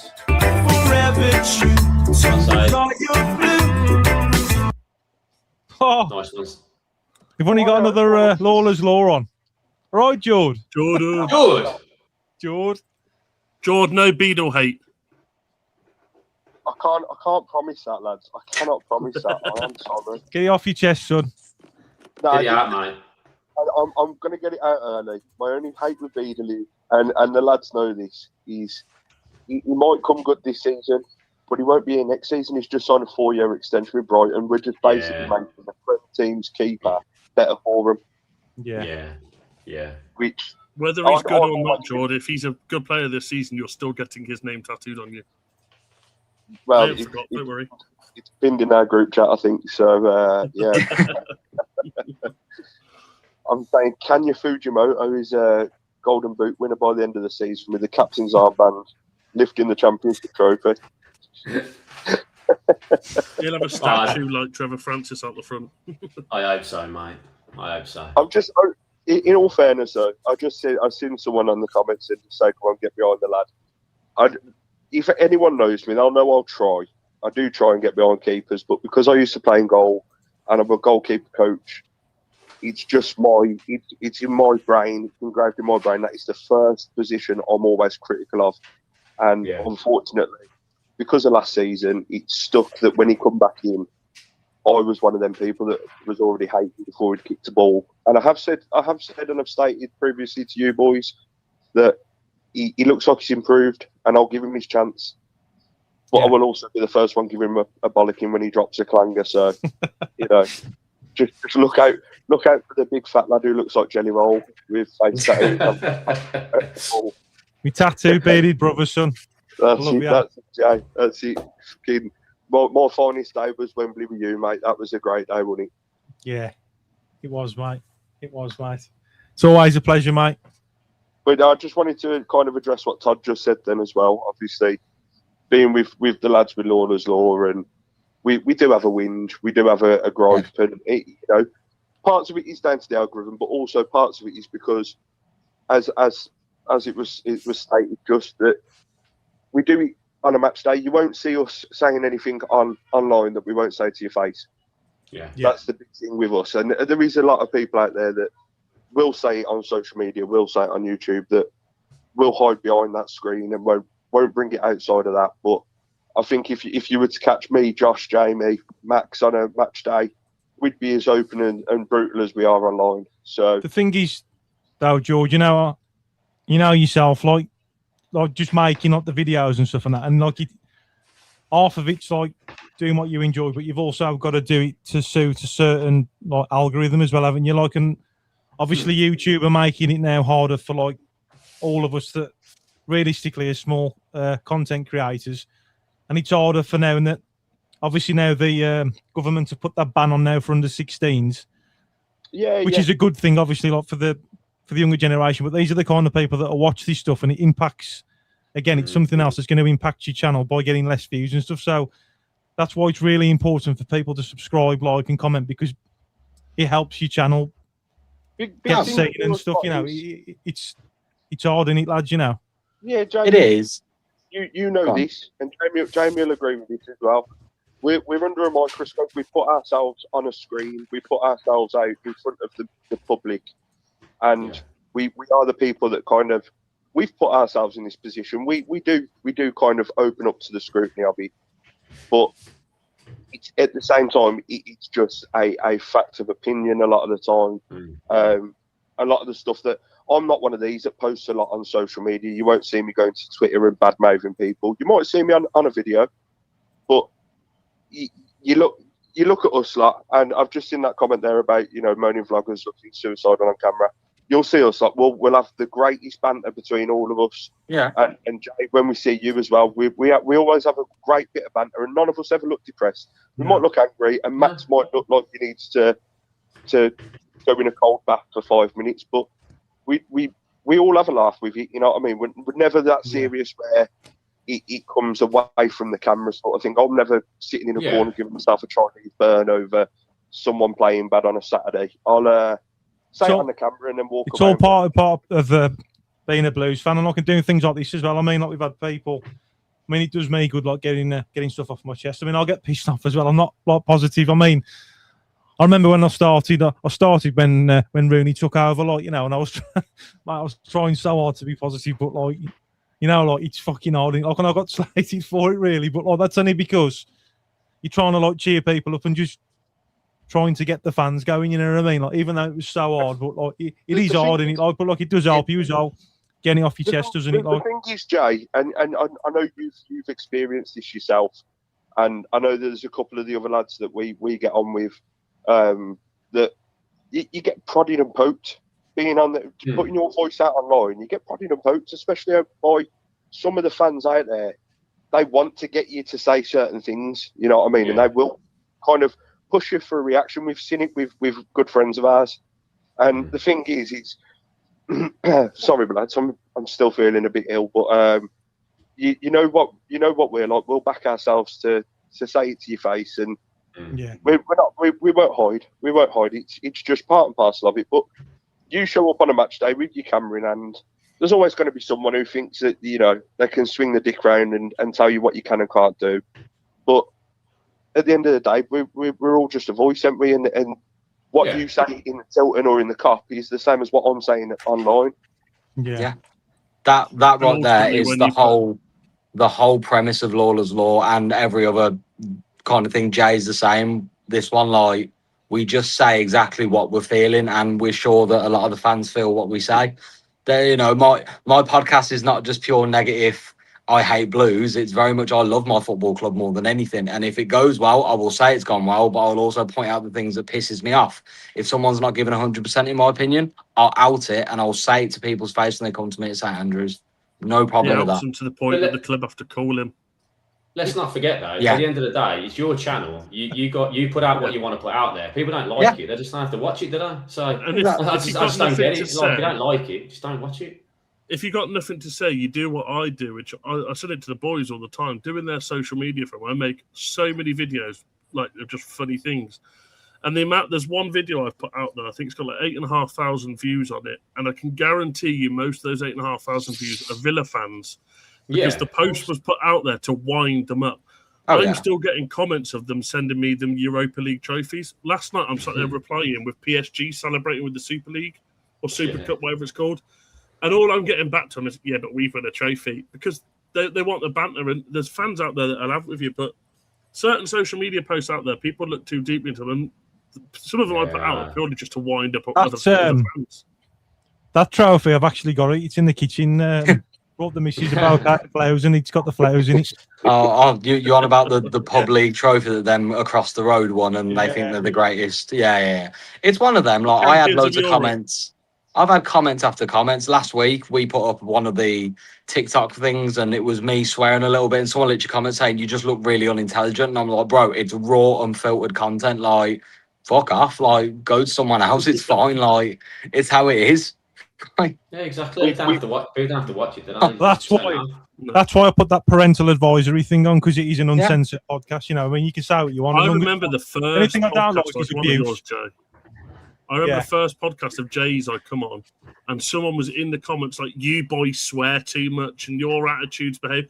And then you started putting that parental advisory because everyone was like, "Well, don't fucking watch then. Like, fuck off." Yeah. And they were proper kicking off in the comments because we were swearing, and we were all like, "Why are you watching them?" But if someone turns around and goes, "Fucking Blues," and you're like, "Oh, he swore," turn it off. The thing is, but also you go to the football and everyone's swearing every 2 seconds anyway. Yeah. So I'm sorry. I ask any. Go on, what's this say on mic? What's it say? FEA. Yeah. Like, here's the thing for me, right? And it's part of why I do what I do in podcasting. You watch Birmingham City for 90 minutes and not swear. You try and walk away from a game and explain the clusterfuck of what you had to watch sometimes under the bullshit, and tell me that you can't swear about it afterwards. It's true. Like, unintelligent. It's true. It's you know what I mean. You haven't had to sit there and watch Jonathan Lecco running a front line number 9 like for 90 minutes and tell me that you walked away okay about it, like, or Nick Madsen trying to do his best job. Like, grow up, man. I'm gonna swear about it because it pisses me off. The plus side of the under 16 thing is I've now not got to click not for kids anymore. It makes me actually feel a little bit less bad when we upload a pod. Yeah. Like, it's one of them, isn't it? It's just people are always going to find something to criticise, aren't they? But it's move on. Yeah. Anyway, George, can I ask you a question that's a little bit different? Can I ask a question, Joe? Yeah. Because there's about 1 million comments about it. George, can I get your thoughts? What are your thoughts on getting Brentford? You know what? It's a free shot, and it's a free shot at the end of the day. We've gone up against Newcastle, we've gone up against Leeds, and I think in both games we held our own. And Brentford's no reason. Okay, there's the Fulham game, but I mean it was our own man who undid us in the end. But we can stand our own against these teams, and I think as much as Barcelona was the kids, and I think as much as Leeds and Newcastle put us to the sword eventually when it came round to it. We've got the team there to go out and do this every week. But what annoys me is, and Josh and Jamie will know this personally because it's one of my biggest gripes, is if the 2 games running up to it, we're getting absolutely pounded by championship teams that are beatable, and then we go and put a best performance in against Brentford, and then we lose the next week to a team that we shouldn't be losing to. That's when I get wound up, because I want us to go out and put our name on the big stage, and I know we can do it in the future, and I know that's what Knighthead want us to do, is they can show us. I mean, Davis has banged on about it this week in all his interviews. The Barcelona game was to show us where we were aiming. You know, okay, it wasn't Barca's first team, but it's to show us where we're aiming. We want to be playing them in 5 years in the actual Champions League or in Europe or something. Brentford are a Premier League team and a very established Premier League team at this point. There is no reason why we don't go out there, put in a good performance and give ourselves a good name and give a good account of ourselves. Yeah. The result at the end of the day doesn't really matter as much to me in terms of a cup run. I would like to see us concentrate on getting into that playoff run now. Yeah. But if we do get a good cup run against teams like Brentford, or even if we go out in that and we get a couple of good FA Cup games, happy days. I just want to see us put on a show. Yeah. Yeah. I think those are. How you go on. No, go on, Jay. What were you going to say, mate? I was just going to say, can we talk about how absolutely triggered all the inbred fans across the road were that Jude Bellingham turned up at the Barca game? Yeah. I love it. I think the funniest thing is they're all triggered as well because they're like, oh, he's contracted with Adidas and he was wearing a Nike T-shirt. Is that seriously what you're complaining about? You're just jealous that he's come to our club because he's our boy and he's put on a blue shirt and he's watching his boyhood club and they're all tagging at Adidas like, oh, fine him because he's wearing Nike. fuck off. Oh, Petty It's little really funny bastards. because a week before that, they were all cheering his name in their droves when he was our star player at the World Cup, and then all of a sudden he shows back up at St Andrews, and we're Tim Pot because we had him there, and we're this and we're that. Well, you weren't saying the same thing about Beckham when he came down, or when we've had Gary Neville sat in the stands. You'll still go watch his podcast. The thing is Jude's our boy. He's I publicly said in the past he'll watch us everywhere he goes. And the thing is, he's got that premonition, hasn't he? He likes to visit the Bluenoses every time he comes to Birmingham because he feels like it brings him good luck. So why wouldn't he be there? It's the other thing that people need to remember is he's playing for Barcelona's arch rivals out in Spain. So of course he's going to go and watch the kids play because he might have to play a couple of them this season in the 20,000 games they have in a season like Rangers Celtic. He's got to get used to watching some of these players play. And he can pick up a thing or two. And if we can show him how it's really done, why not? Yeah. I think the thing with Jude as well, you have to realise, is there's that video where he's at Dortmund and they talk to him and they give him, who would you never play for? There was Bayern Munich, Schalke and Villa. And he sits there, and obviously Schalke and Munich are Dortmund's biggest rivals. And he sat there, he was like, no Jude Bellingham will ever be seen in a Villa shirt. If they want to sit there and complain that he's come back to St Andrews and wore a blue shirt, go and watch that video and you'll realise that boy is Birmingham City through and through. That's like, the difference being is we're not like them guys where Jack Grealish goes because he wants to win trophies and stuff. And they've hounded him to the point that he's turned around in interviews and gone, I'd never go back because they treat me like shit. We're at the point where we get behind our boy. We support him whether he's at Dortmund, whether he's at Madrid, whether he was at Man United or whether he's in England or with a blue shirt. Because ultimately, every Blues fan knows Jude Bellingham is more than likely going to end his career or at some point be back in a Birmingham City shirt on the pitch. What is the point of hounding him now or ever doing that?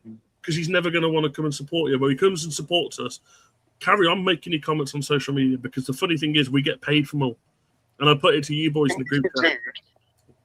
Go and watch any England friendly. If you go and watch the England friendlies, look after the game. He always spots a lad in a Villa shirt, in a blue shirt, or with a Blues flag, and he will always go over to them lads. There's a video of him leaving St George's Park. I think it was the Euros last year, and there's a lad in a blue shirt, and he pointed him out of the crowd, went over, signed his shirt in front of everyone, and that's the thing with him is he sees it. He sees the love. Now, I've seen people that go to Madrid as like a tourist game, and he will spot them out of the crowd. Yeah. He's just a good bloke. He's a good lad. What's your thoughts then, Jordan, for the Sheffield United game? I personally, I spoke to Jamie on the phone earlier, and my personal thoughts are, mate, I think it's 2-3 because you reckon Sheffield are in the mud. They're in the mud, mate. I mean, they've just lost Gustavo Hamer back to Coventry. They're not having the greatest of times with trying to get people in. Yes, I know they've just got Calvin Phillips, but he's already been there, and we know that he can be a threat, but he's not going to be anywhere near ready at the point for Saturday. Yeah. So I genuinely think we go into this positively. I'm going to go out on a limb and say Calvin Phillips has the bone structure of a child. I'm genuinely not scared of Calvin Phillips. He literally has the most brittle bones I think I've ever seen in a footballer. One Christoph Clara's shoulder barge, he's dead. Like they've had to loan him though, haven't they? Because they haven't got the finances to sell it to buy him. And I'm pretty sure Man City said he was only like 5-6 million they wanted for him. And Sheffield's not like we can't afford it. We have to loan him. That man sat on Man City wages, isn't he? His agent is incredible. He's got that Choupo-Moting agent move anywhere. He's just getting unreal moves. Yeah. What's your message for the Bluenoses then, George? Most importantly, son. Well, two messages. Rich, nice to finally see your face, mate, because we've been speaking for months and I've never actually got to see the Messiah in person. There you go, mate. He's hiding behind the Christmas. It's like Christmas, isn't it, mate? Secondly, I want to shout out Lee Burke in the comments because we absolutely love Lee Burke. Yes. What an absolute gent. And yes, Lee, we are having a quiz. Top it all off. Keep right on, boys, and I'll see you all down St Andrews very soon. Superb, son. Mate. Nice one, buddy. Keep right on, son. Easy, man. Boys, So, all right, mate. Yeah, mate. Lads, Graham's on fire again. We've got to give him another shout out. Keep right on, son. Forever true to the royal blue. Yes, Gray. Love it, son. And earlier we were talking about Neumann and Clara, and I think I said it on the podcast yesterday. I think that's a very strong lineup because the absolute kept the Popnik quiet on Saturday. Mm-hmm. Hello. Hi, Jay. You right, mate? Chris. How you Chris. I am good, thanks. You right, Richard? I'm very well, mate. How are you? I'm good, thank you. Hello, Jamie. Hello. Yeah, how are you? I'm good, mate. How are you? I'm good, thanks. And who else again is it? Sorry. Josh. Oh, Josh. Yeah, Josh. Yeah. Oh, hi, mate. How you doing? Not too bad, mate. Yourself? Yeah, I'm very well, thank you. And I say, like before we get to the football, it's just like first of all, I hope everyone's okay in Stourbridge. With the fires and that. And because the thing is, my in-laws live round Stourbridge, so but that's but they didn't have to evacuate or anything. Not that I know of, but but I hope everyone's okay. So yeah, because it's because when I saw it, it was bad. Yeah. Yeah. And it's bad, isn't it, mate? Like it's only 3 minutes from me. Yeah. And also I'm looking forward to the season ahead. It's gonna obviously the first game of the season away at Sheffield United. Yeah. I think I think it'll be a good one. Feeling positive, Chris? I am a bit, yeah. I'll say we'll edge it 2-1. That's my prediction. Yeah. We'll take that one, we might. Yeah, definitely. Yeah, and I can also think I tried to get through earlier, but the thing is, I think like everyone's saying call failed because I think I think the call was down or something. I'm not sure though. And but I'm on now. That's all that matters. So so like you guys looking forward to the season. Yeah, I am, mate. Yeah. I'm just glad for football to be back. Yeah, oh yeah, definitely. And I think I think Prisco will have a good season. As I say, I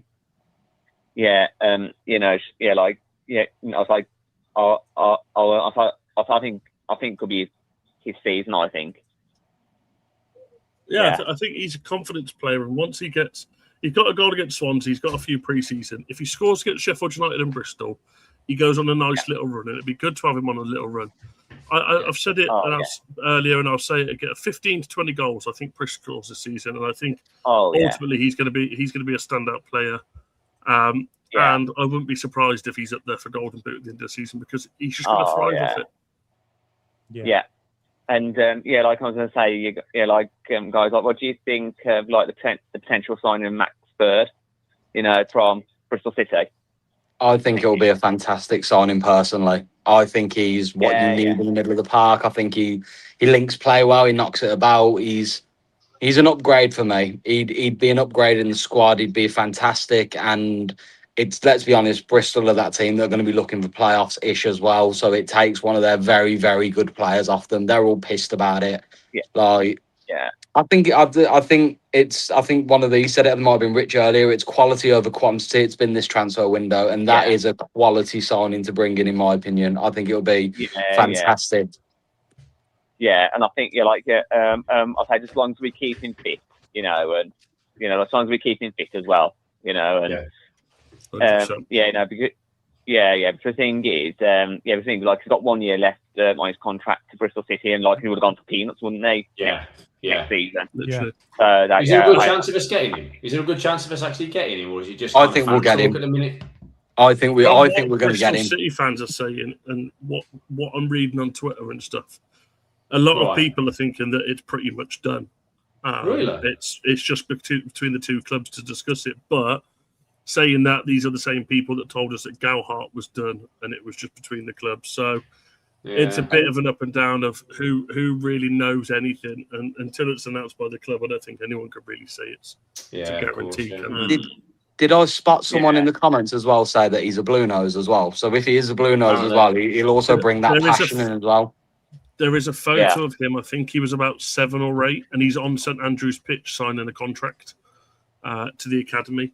But that he one thing that we've picked up on with Fry, and if Bird comes in, what we brought in are players that have got more than a season's worth of championship experience. But they've also got the potential of good leadership skills, because I think last year we missed that leader that was an English player that knew the leagues and knew the systems and knew how the league worked, that could guide the players that were coming in. Where I think with Fry and Bird coming in, you bring in the experience, and especially with Fry, you bring in that leadership where he could be there and help people settle into the squad and help people settle into the season. I think it's just a completely different style of players that we're even looking at compared to before. Yeah. Oh, yeah. The tough one's going to be Ramal Donovan, keeping him quiet on Sunday. Oh, yeah. Yeah. He is a great player. He's a good player. He's a good player. Yeah. That was only good thing about Rooney, weren't it? That, he gave him a chance, didn't he, Rooney? But that was about it. I keep seeing that goal he scored. You know, the one where he don't even know how he flicked it over the defender and volleyed it over the keeper in that game at St Andrews. I keep seeing that video pop up, and I'm like, how did he even score that goal? That certain manager's name you keep saying, Jay, is actually banned in my household. Like, that name gets hissed at whenever it's said in this house usually. I had to accept that the World Cup, he was a commentator, and he did tickle me a little bit when he said about the World Cup halftime pre-show and when it was shit basically. So he fucked that up as well, didn't he? Yeah.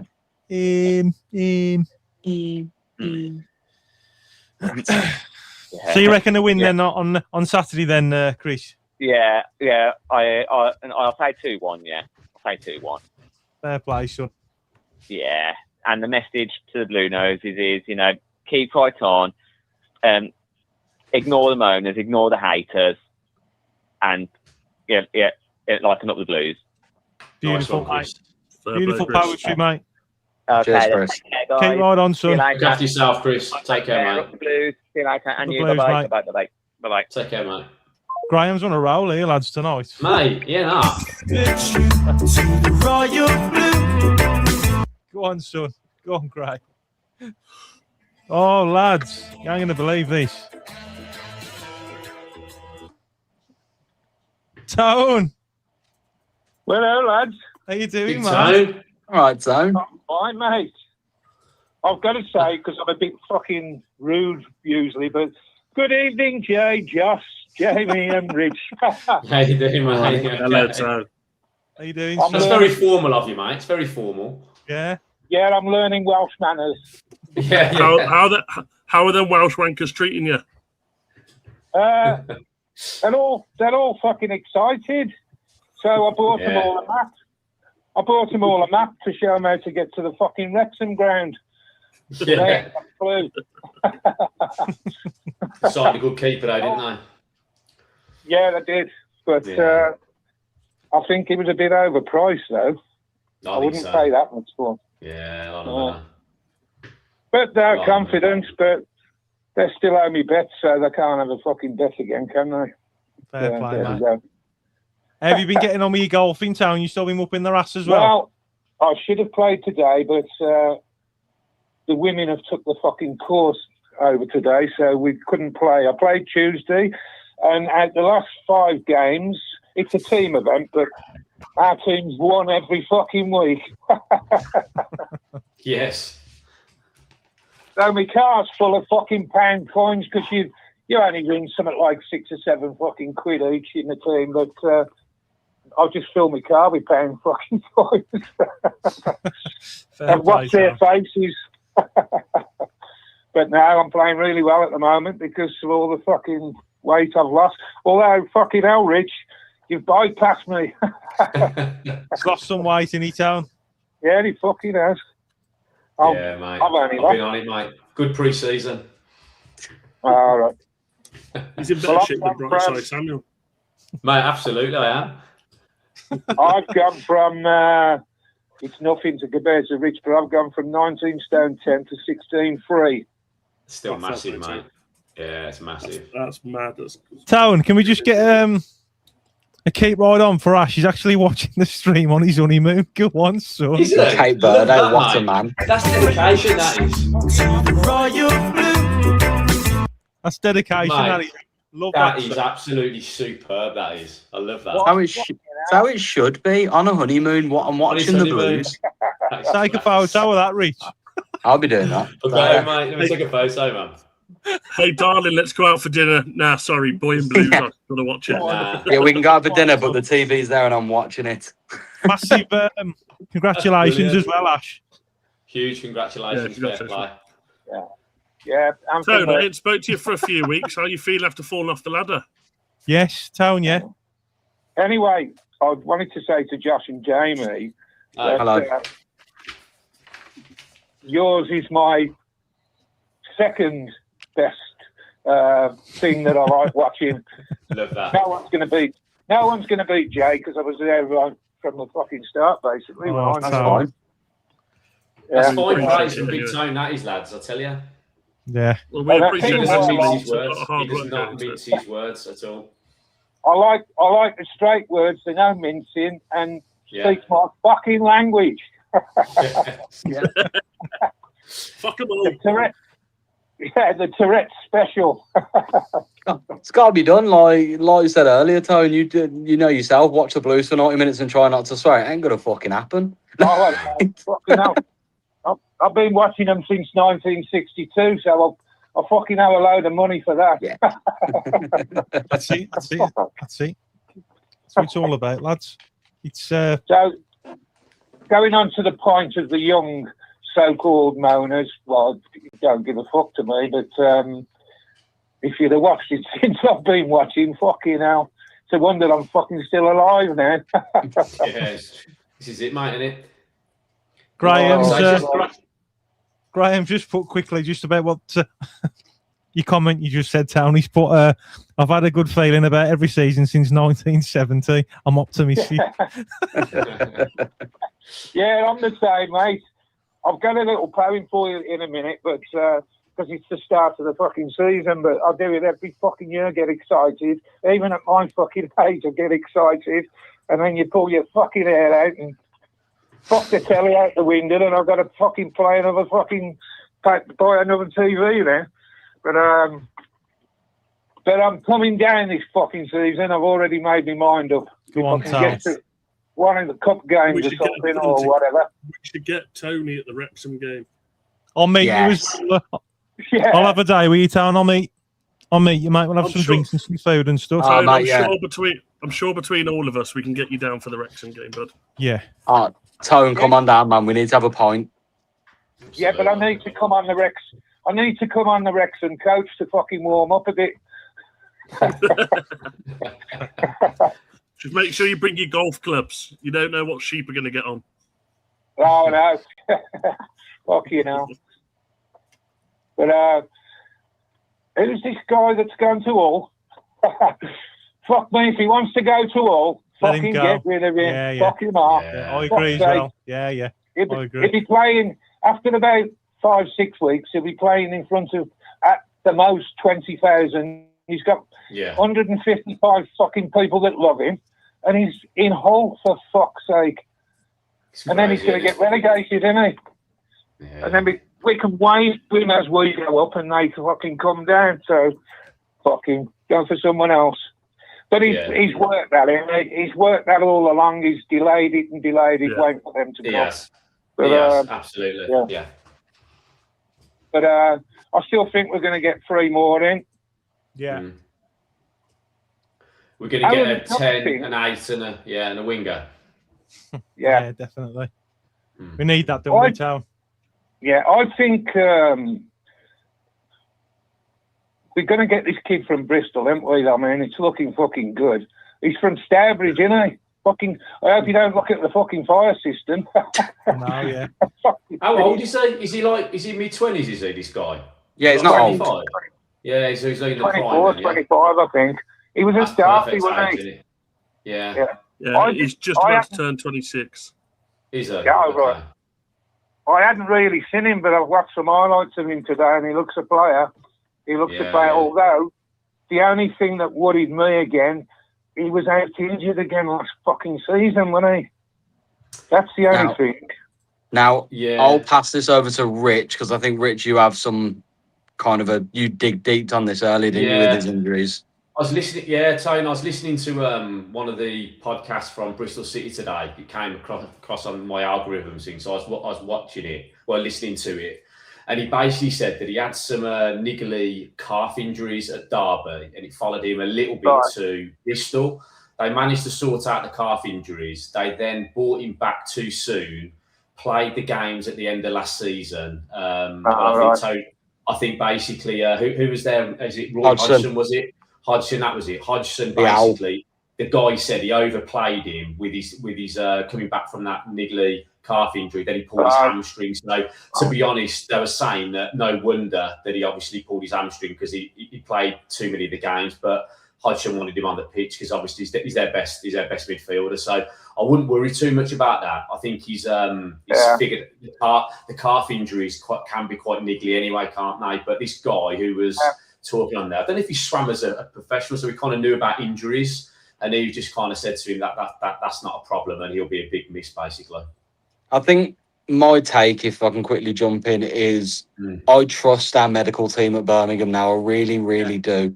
We all knew what Ethan Laird's injury crisis was when he came to join us, and this is probably the most he's played in his career in terms of runs of fitness. I know he has his occasional injury, but if you can transform the Ethan Laird that you had when you first got to what he is now, the players that have had big injuries that have come back and been all right, I think we've got the good enough medicals to deal with it.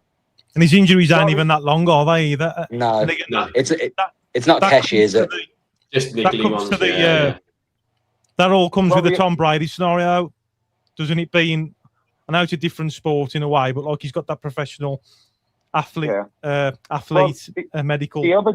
The other good thing is, I think a couple of hits on it that I've just seen Twix put it on the WhatsApp, but I've heard a couple of others saying that he started at Blues, and he is. I've heard something from a Bristol fan today that he is a Bluenose.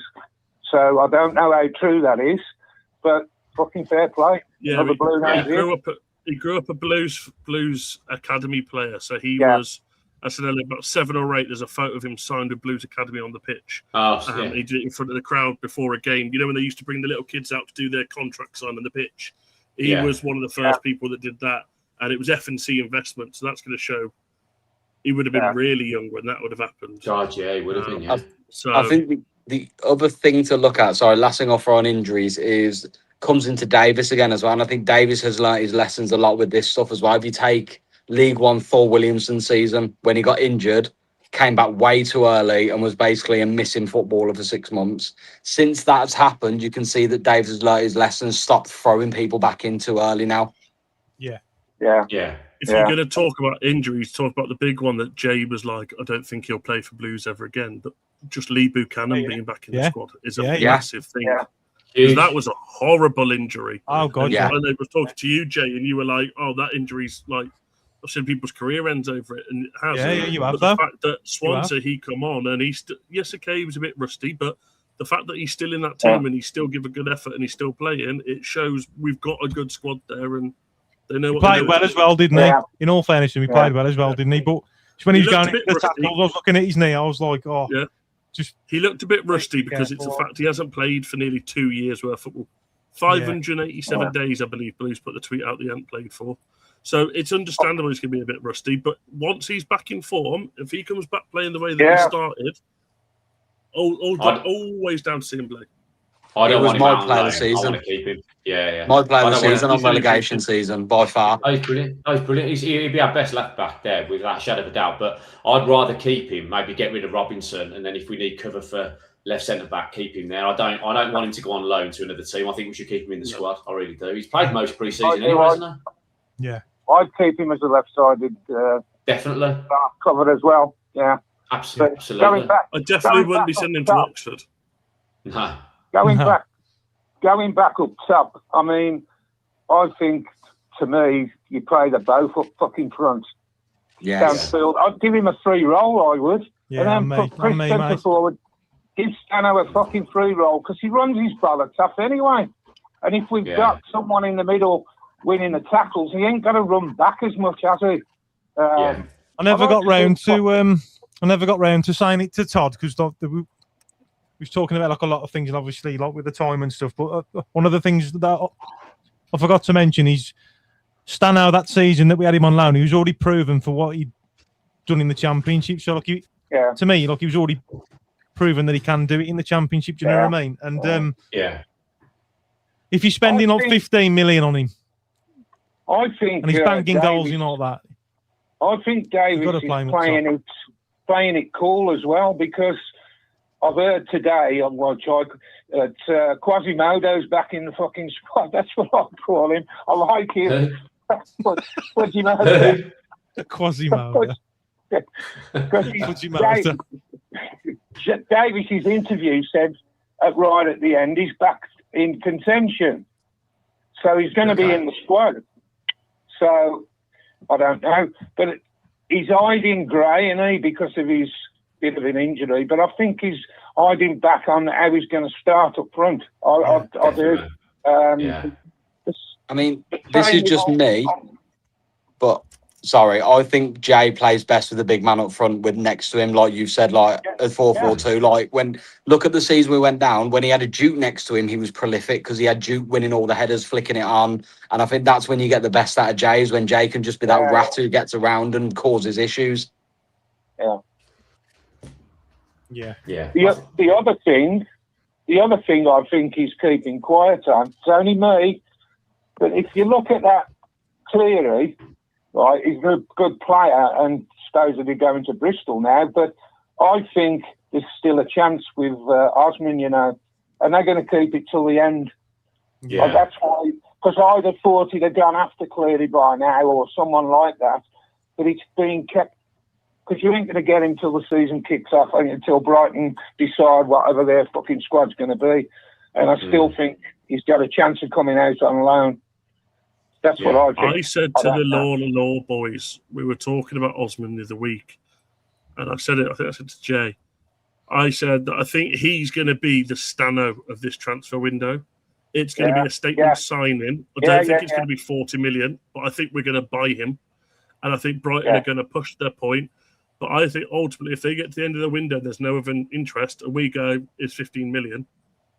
They get it gone, and the players dealt with, and we bring him in. I think that's going to be our big sign in the summer. But it's going to be transfer deadline day, last minute. Are you still up? Kind of message. The good old trusty. Are you still away? I've had so many mixed reviews with that. Lights still on at St Andrews. Shit, man. It just seems to me something's going on there. Something's going on because everyone's talking about this Cleary now, and it doesn't seem the Blues are interested, and that's why I think that, because I've looked at that Cleary and he looks a good player, but I think they're holding out for Osman. I really do. But what do I know? What I don't fucking know. And it'd be great. Remember that transfer window when Stano come in? Fucking hell. That's how the Messiah. 12 months before when we signed Ollie Burke. That was born, mate, wasn't it? Yeah. That's when Rich was born. That was. Yeah. To be fair, told you, mate. Told you, didn't know he was going to sign. You did, mate. This is my issue. Is I get 𝒂𝒄𝒄𝒆𝒔 for Jay Stansfield, and I'm the happiest man in the world. But then vice versa is there is one where I'm 𝒂𝒄𝒄𝒆𝒔 for Ollie Burke, and I want to put my head through a window. So Ollie Burke, mate, the man, the legend. There's a comment on here that's just caught me, and I think it might be perfect. Keith put, "How did you get Chris Davis on here? He's in the bottom box." And I'm not gonna lie, I've been laughing at that for 5 minutes because I looked down, and as I looked down, I saw it. So I think it's best to ask Chris who we're going to get on transfer deadline day. Absolutely. Who are we going to get, mate? Can I just point something out as well in the comments earlier on, way back a bit? There's a guy, he might be a Villa fan, I don't know, saying Big Tone wears suspenders, says the window cleaner. I just want to ask him, what fucking colour do you want me to wear, mate? Go on, Tone. What fucking colour do you want me to wear? Well, still, I match me boxing gloves, you fucking twat. I'm only joking. Fucking hell. Town. He's having a laugh. Fair play to you, mate. Town. We've got to give Graham Green shout out again, mate. He keeps gifting me. He's on fire, man. Go on, fire. Forever true to the royal blue. He's on fire, isn't he? Mate, yeah. Anyway, I'll read this pre-season poem out for you, and then I'll fuck off. Let someone else phone in. Are you going to join the quiz, Town? Hey, someone put me in last fucking time, and it weren't me. Then when I went in, you didn't fucking know it was me. Tone, come on, Tone. Stop lying. We know it's you every time. Yeah. It's too fucking delayed for me. Fucking hell. By the time you get the fucking question out, the answers are up. But, hey, mate. Dodgy quiz, mate. It is. Dodgy quiz. Smell my suspenders. Smell my suspenders. Right. Who's doing it anyway? Me. Who's Josh? Hey? Josh has written the quiz. So, it's not going to be hard, is it? Is it going to be Josh tough? No, it's a lot easier this time.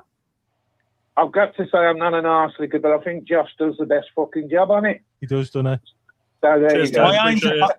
Town, this is something that I haven't actually confessed in a while, but I haven't actually written a single quiz yet on the channel. Oh, shit. He'll message me 3 hours before a podcast saying we're going live. Oh, by the way, I need a quiz. Yeah, just like that. Cheers, Jeff. Anyway, I'll read this now. It's back to addiction. What's your prediction as the season starts again? Are we ready? Will we be steady? Is it joys or lots of pain? New away plans and fortress stands. Are the players strong enough to cope? Football that flows or lackluster shows, or will our hearts be broke? Lose you might, but not without fight. The fans will give you applause. The players are brothers, so fight for each other. Stick together for the cause. If you want some news, you are representing Blues. Our sons will show us the way. Our song will show us the way. Tell me if I'm wrong, but the words of the song must lift and inspire to play. Man to man, we're often partisan. Our shoulders carry the load. When your strength's gone, we will journey on till we reach the end of the road. So players, take note of this rummy quote. Dig deep for power within. I'll remind you again, we play through the pain. The Bluenoses will never give in. So up the fucking Blues, fuck them all, and shit on the river. Beautiful, Town. Love that, mate. Love that, son. Yes, fantastic, brother. I just fucking wish I could read them.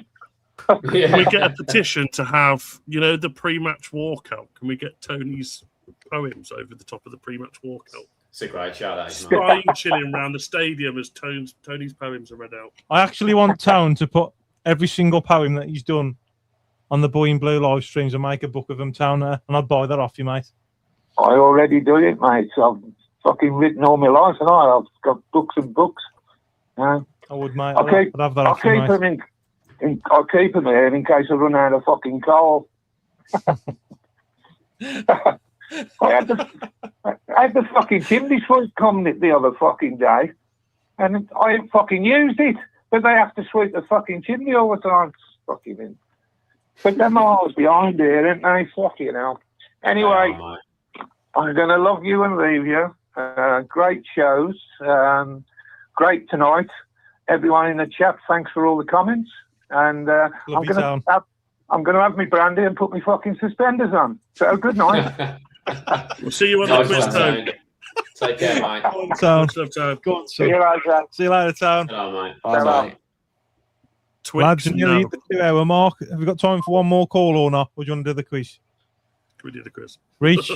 I think, I need to kind of shoot in a bit because I'm really early tomorrow. I hate to say, but No, that's all right. It's up to you. If you've got someone else coming in, mate, it's fine. We're That's all all right right. for a bit. Right then. So we've reset the quiz league table. So to everybody that's commented so far with all your wonderful comments and phone-ins, please keep it up because I love it. And Brilliant. I'm just going to show you the quiz now. See, we can have up to 50 people, and all your quiz points will all be stored on the official league table. So we've reset it. Brand new 0 start. points. 0 points for anybody that joins. We've got no competitors yet. So we'll just take that off screen. That's just to show you. And then we'll actually get the quiz up now. And if you haven't already done so, if you download the app Kahoot, that's free. And then you just type in the PIN code to join the quiz, just to end the stream off nicely and have a bit of fun. So if there is any problems with the quiz, Josh did he?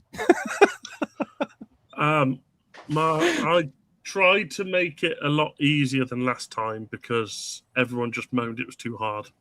Mate, it's far too hard, mate. I've made it a lot easier this time.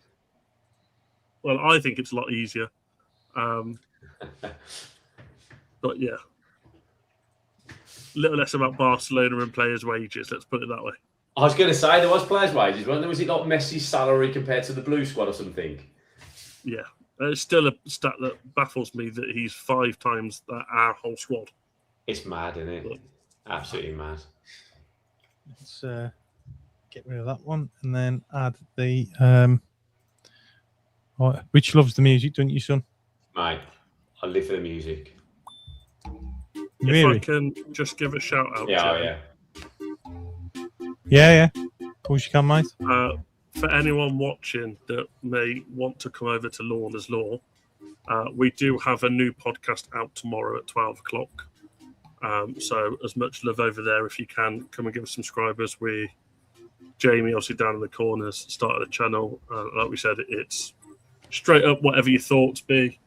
But yeah, if you can come and give our channel some love, we'd appreciate it massively, and give the podcast a watch tomorrow or over the weekend, whenever you get a chance to, or even in the gym like Rich does. Absolutely, mate. On the walks, mate. Listen to them all. Yes, Stephen. Lad, just give him a keep right on. Keep right on, son. You're on, mate. Nice one. Cheers, mate. So just download the app Kahoot. Oh, they're all flying in now. It's a brand new start. Get on that league table. You've got to keep the same name as well. Remember the name, because otherwise you're going to take the points on the league table. Yes. So pick your team name and stick to it for the season.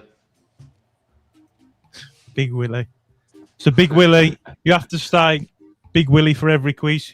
Because if you change your name and you're somebody else, it'll put your name and you'll lose all your points. Where are you, Rich? I need to get Rich on, is mate. Big Willie, isn't he?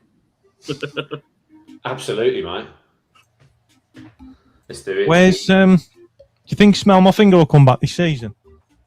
Do you know what? I'm really hopeful that they will. I hope he comes I'd love back. to meet him, mate. I would love to meet him. Imagine if it was Tone this whole time. Big Tone. I think it's Mizza. I think it's Mizza as well. I think it's Mizza or Chuz. Cheers, guys. Keep right on, mate. Cheers, mate. Oh, Graham Greene again. Go on, son.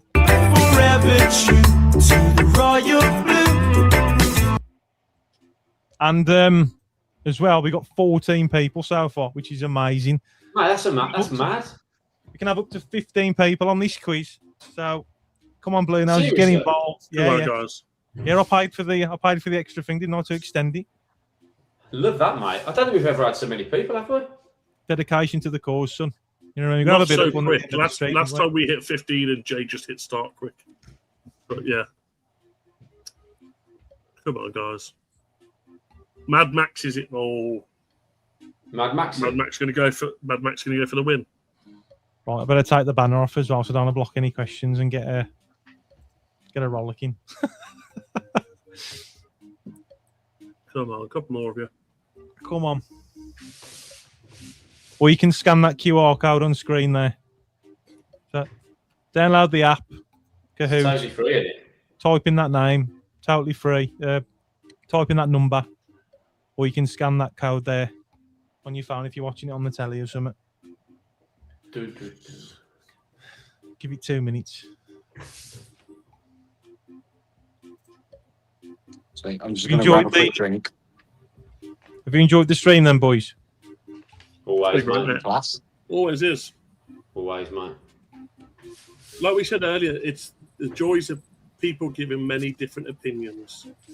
People able to discuss it and talk. And we were talking with the Law boys the other day, and I don't think there was anything we couldn't have said about your videos, Jay. We were talking about how, like, when you do your call-ins, it's like something completely different, and it's great to be a part of them and great to be on them because it's so different and unique and getting other fans' perspectives.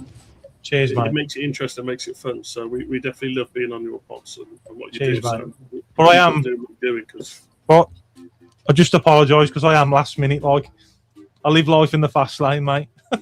You weren't today though, mate. You were, to be honest, you mentioned it yesterday, and you had the link sent. I forgot you sent the link, so yeah. The message you sent me was, no excuses. It's not last minute, and I was like, to be fair, he's got a point. I'll be on. and write me a quiz as well while you're at it. No, he didn't even ask me. He rang Jamie, and Jamie had to say, "Oh, by the way, to Bib wants a quiz." 17 people, 18. Come on, get on the quiz. Love the quiz, mate. Turn of the no, he rang Jamie and said, "Can you get Josh to write a quiz whilst you're at it?" Should we start, boys? Yeah. Yeah, do it, mate. Do it. Remember, everyone needs to remember their names. Yes. Remember your names for the next quiz. So you'll add all your points up together. And good luck, everybody. Rich, you going to read the questions, son? Or Josh? Josh, yeah, I'm on the quiz, mate. What was the score the last time Sheffield United and Birmingham City faced each other on the opening day of the season?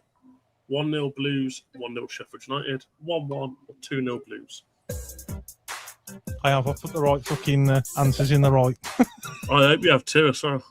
What was the score the last time Sheffield United and Birmingham City faced each other on the opening day of the season? Also, remember, guys, the quickest person to answer correct gets the most points. Yeah. Fastest finger first, isn't it? Yeah, fastest finger first, yeah. Add your points together.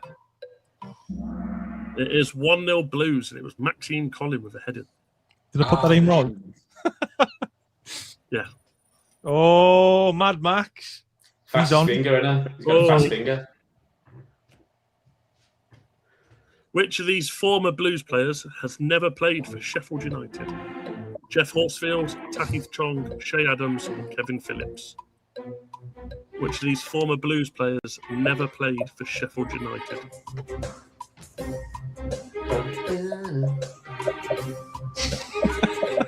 You're feeling it, Rich? I need this for the workouts, mate, at the gym.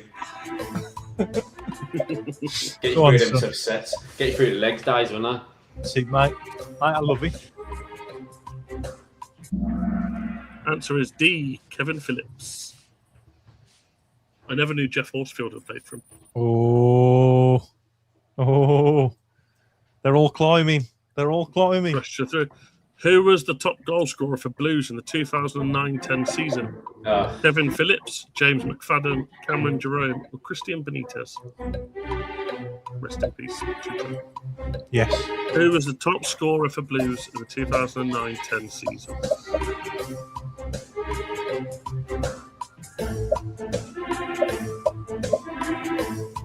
When the quiz is finished as well, I'll download the data and I'll upload it into the quiz program, and it'll calculate everybody's place as well. It was Cameron Jerome. I like Cameron Jerome. 11. Oh, oof! Getting there. Lawler sneaking in. It's getting spicy. Who scored the first goal of the 2023-24 season? Was it Stansfield, Juki, Hogan, or Jordan James?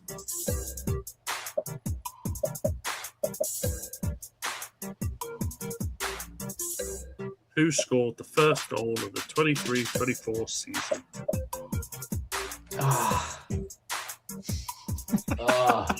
Have you fucked it up, Rich? I think I have, yeah. It was Juki from the penalty spot against Leeds. That was Nighthead's first game at Blues. Yeah, penalty spot at the 90th minute. Yeah. It was Leeds, weren't he? Yeah, me and Max were obliterated that day. Yeah. In 2010, how much did Blues pay for Nikola Ẓigić? 5, 5.5, 6, or 6.5? I like this quiz, Josh. You're fucking good, aren't you, mate? Autistic, mate. That's all it is. You're good, mate. Autism's for the win. You say that, but I'm sat third.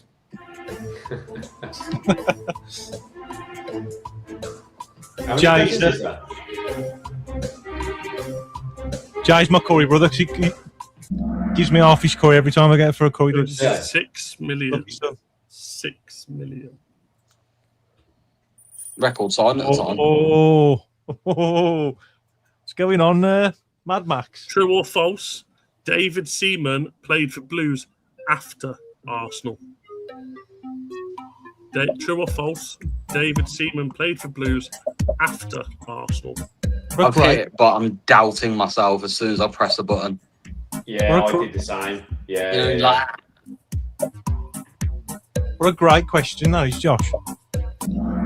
It is false. He played for Blues, then QPR, then Arsenal. Oh, no way, mate. The Messiah. Oh, fucking hell. Put these in order. I always get these wrong. Blues' oldest player, oldest to youngest. In the current team, who is the oldest to the youngest? You need to put them in order. Drag them into the place. Oldest you have at to the move top, and drag them. youngest at the bottom. Yeah, so from the top down, from the red down to the bottom, move the players in order. I'm colourblind, so this is ruining me. I'm going by the shapes. Just go by the name. I know, but it's still hurting my eyes.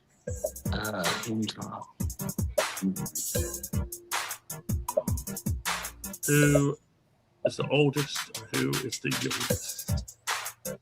There's 20 people playing, Jay.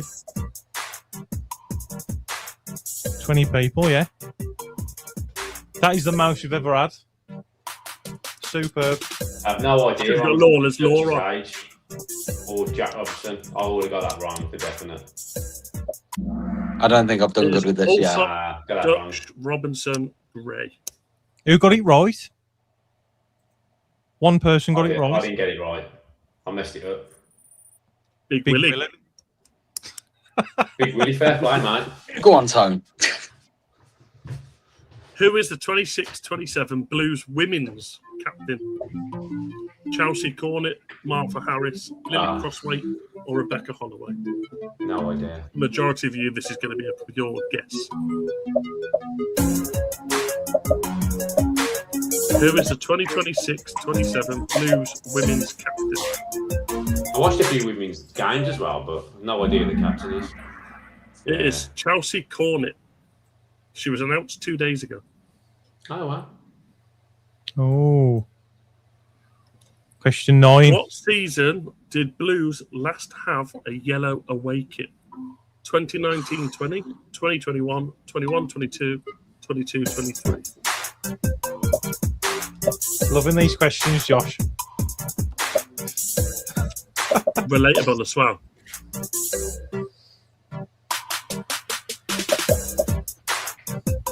I have no idea on that.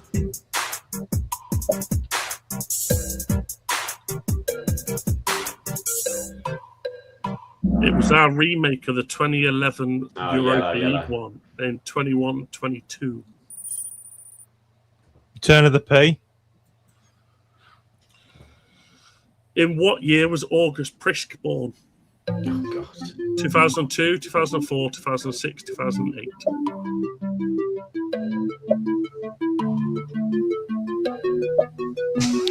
I see Rich sweating. I have no idea. I've got that wrong. That's your new number 9. I don't know how old he is. 2004. Yeah, that's a good guess. He's 22 this year. Oh, Mad Max is creeping up. What shirt number did Jay Stansfield wear at Exeter? 9, 28, 10, or 18?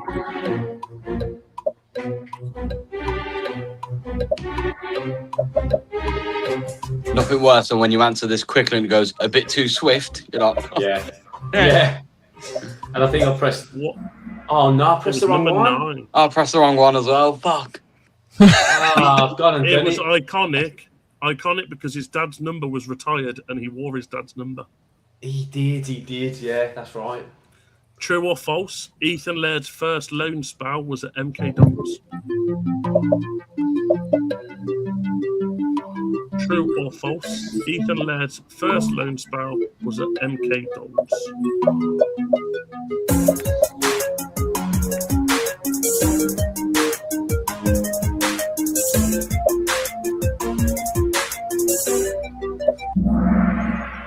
I've had an absolute mad. It was true. It's all right, Jay. You can phone me later. These next couple are probably going to be the harder ones. Mad Max is on fire. Mad Max is on fire.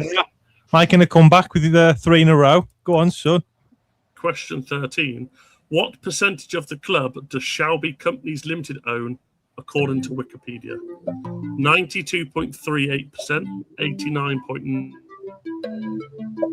100%, 96.64%.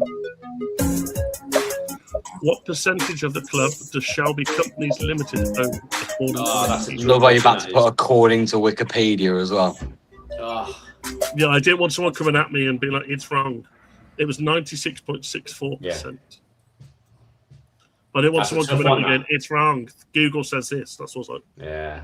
Team U Games Masters making a comeback. He wants that top 3 spot. Big True push. or false? St Andrews was once used for a festival. That's a really odd. True or St Andrews was once used for a festival.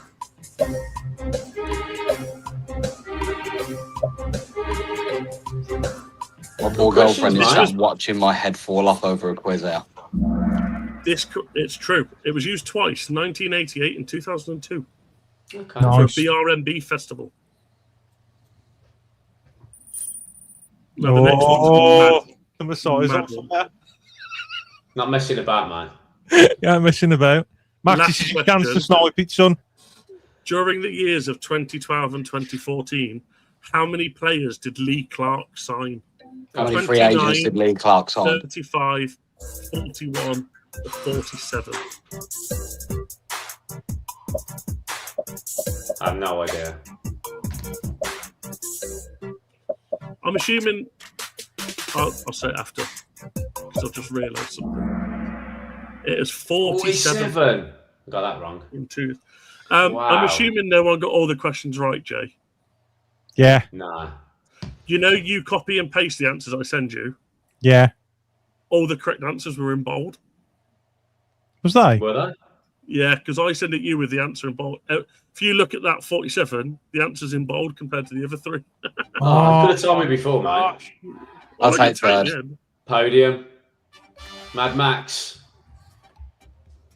Oh, And the Messiah taking number 1. we got to give him it, ain't we? Mate. Let's do this.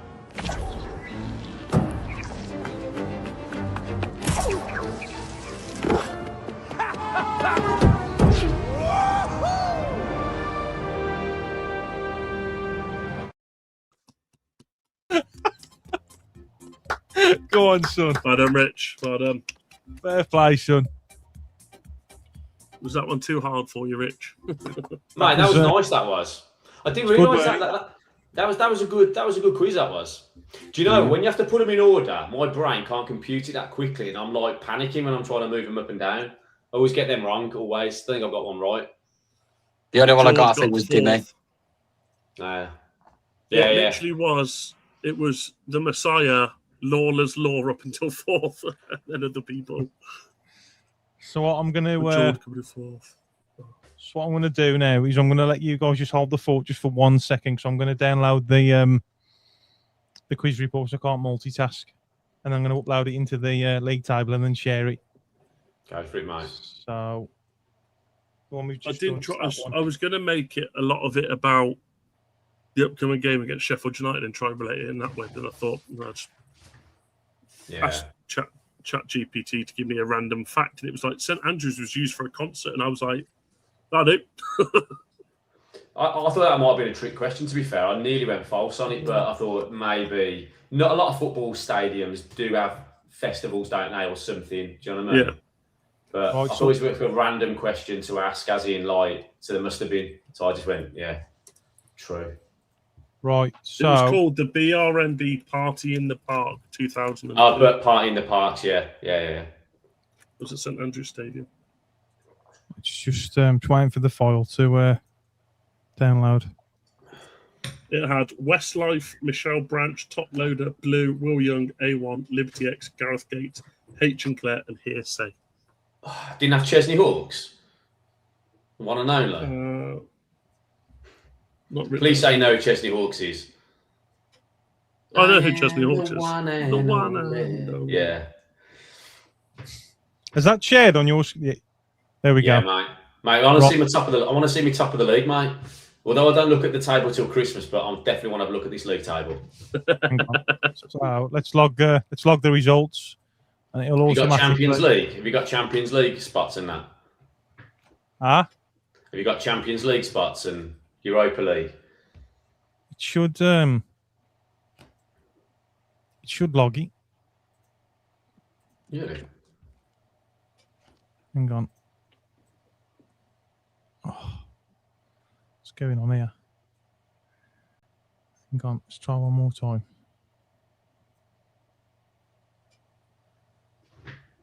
Is it changed or not? Now what's going on, man? What's happening, man? Fuck's sake. Where am I top of the league? What's going on? It's rigged, isn't it? Mate, we've got to do the quiz again. Hang on. Filled in the Kahoot summary. Standings. There we go. Mate, where am I? I'm not top of the league. Yeah, right. Why? I should be third. What's going on here? What's going on here? Whoa. Fixed. You need to sort that out. What's going on here? Bcfc, hey, reach out, mate. What's going on here? Why has he fucking done that? Mate, where am I? He's having a mare, mate. 17th. You're in Blues' favourite position. I'm fighting relegation. I'm not top of the league, mate. Can you sort it out? Oh, mate. Carson Young over here done us over. Right, mate, do me a favour, sort it out, and tomorrow, can you do like a special video on it, just to show the league tables? Show them top. Why is he doing that? Oh, man, something's going on here. What's going on? Out, man. Let's stop winding him up before his head falls off.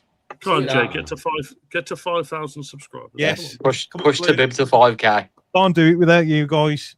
It's all free to do. We need to get you to, do you reckon 5K before Christmas, mate? Yeah. You should do, shouldn't it? I hope so, mate. That's got to be the target, isn't it, really? Keep trying, son. But yeah, lads, it's been an absolute pleasure getting you on. Thank you to literally everybody that supports me. All your comments, all the members that pay for the subscriptions to help me run the cost of the channel. People that have donated money as well tonight, that helps massively. All your wonderful comments, all the phonings. I can't thank you enough. And you gents as well, just coming on off the drop of a hat as well. Pleasure. All loads. And don't forget to plug their channel as well. So definitely. Yeah. Jay, I'll start with you first. What's your message, mate, for the Bluenoses? Keep right on. Keep the faith. It's going to be a better year. Let's fucking go. Fair play, son. Josh? Up the Beadle. Keep right on. In Chris Davis we trust. And absolutely. I believe that we will win. Beautiful, mate. Reach. Keep the faith. Enjoy the season. We've got 3 odd weeks left of the transfer window. So I'm sure the club are going to make some decent signings and just enjoy it. And like I say, it's going to be nice getting back to St Andrews and seeing all our mates again and having a laugh and enjoying the football, so we can all come on here and talk about it, because it is massively missed in the summer, isn't it? You know, it's you don't get to see everybody and stuff, so it's nice to see people back as well after the summer. Make sure everyone's safe and sound, and I hope them fires where you are, mate, are all sorted and no one's got badly injured in that. But yeah, to keep right on, and thanks for watching the channels. We do enjoy doing it, and it was all on opinions. And watch the lads on Lawler's Law. It's good fun. So yeah, just enjoy it. Let's have it. Let's have it. Keep right on, son. Lads, cheers, mate. Love you all, loads. Up the fucking Cheers, Blues. Jack. And, take care, guys. Fuck them all.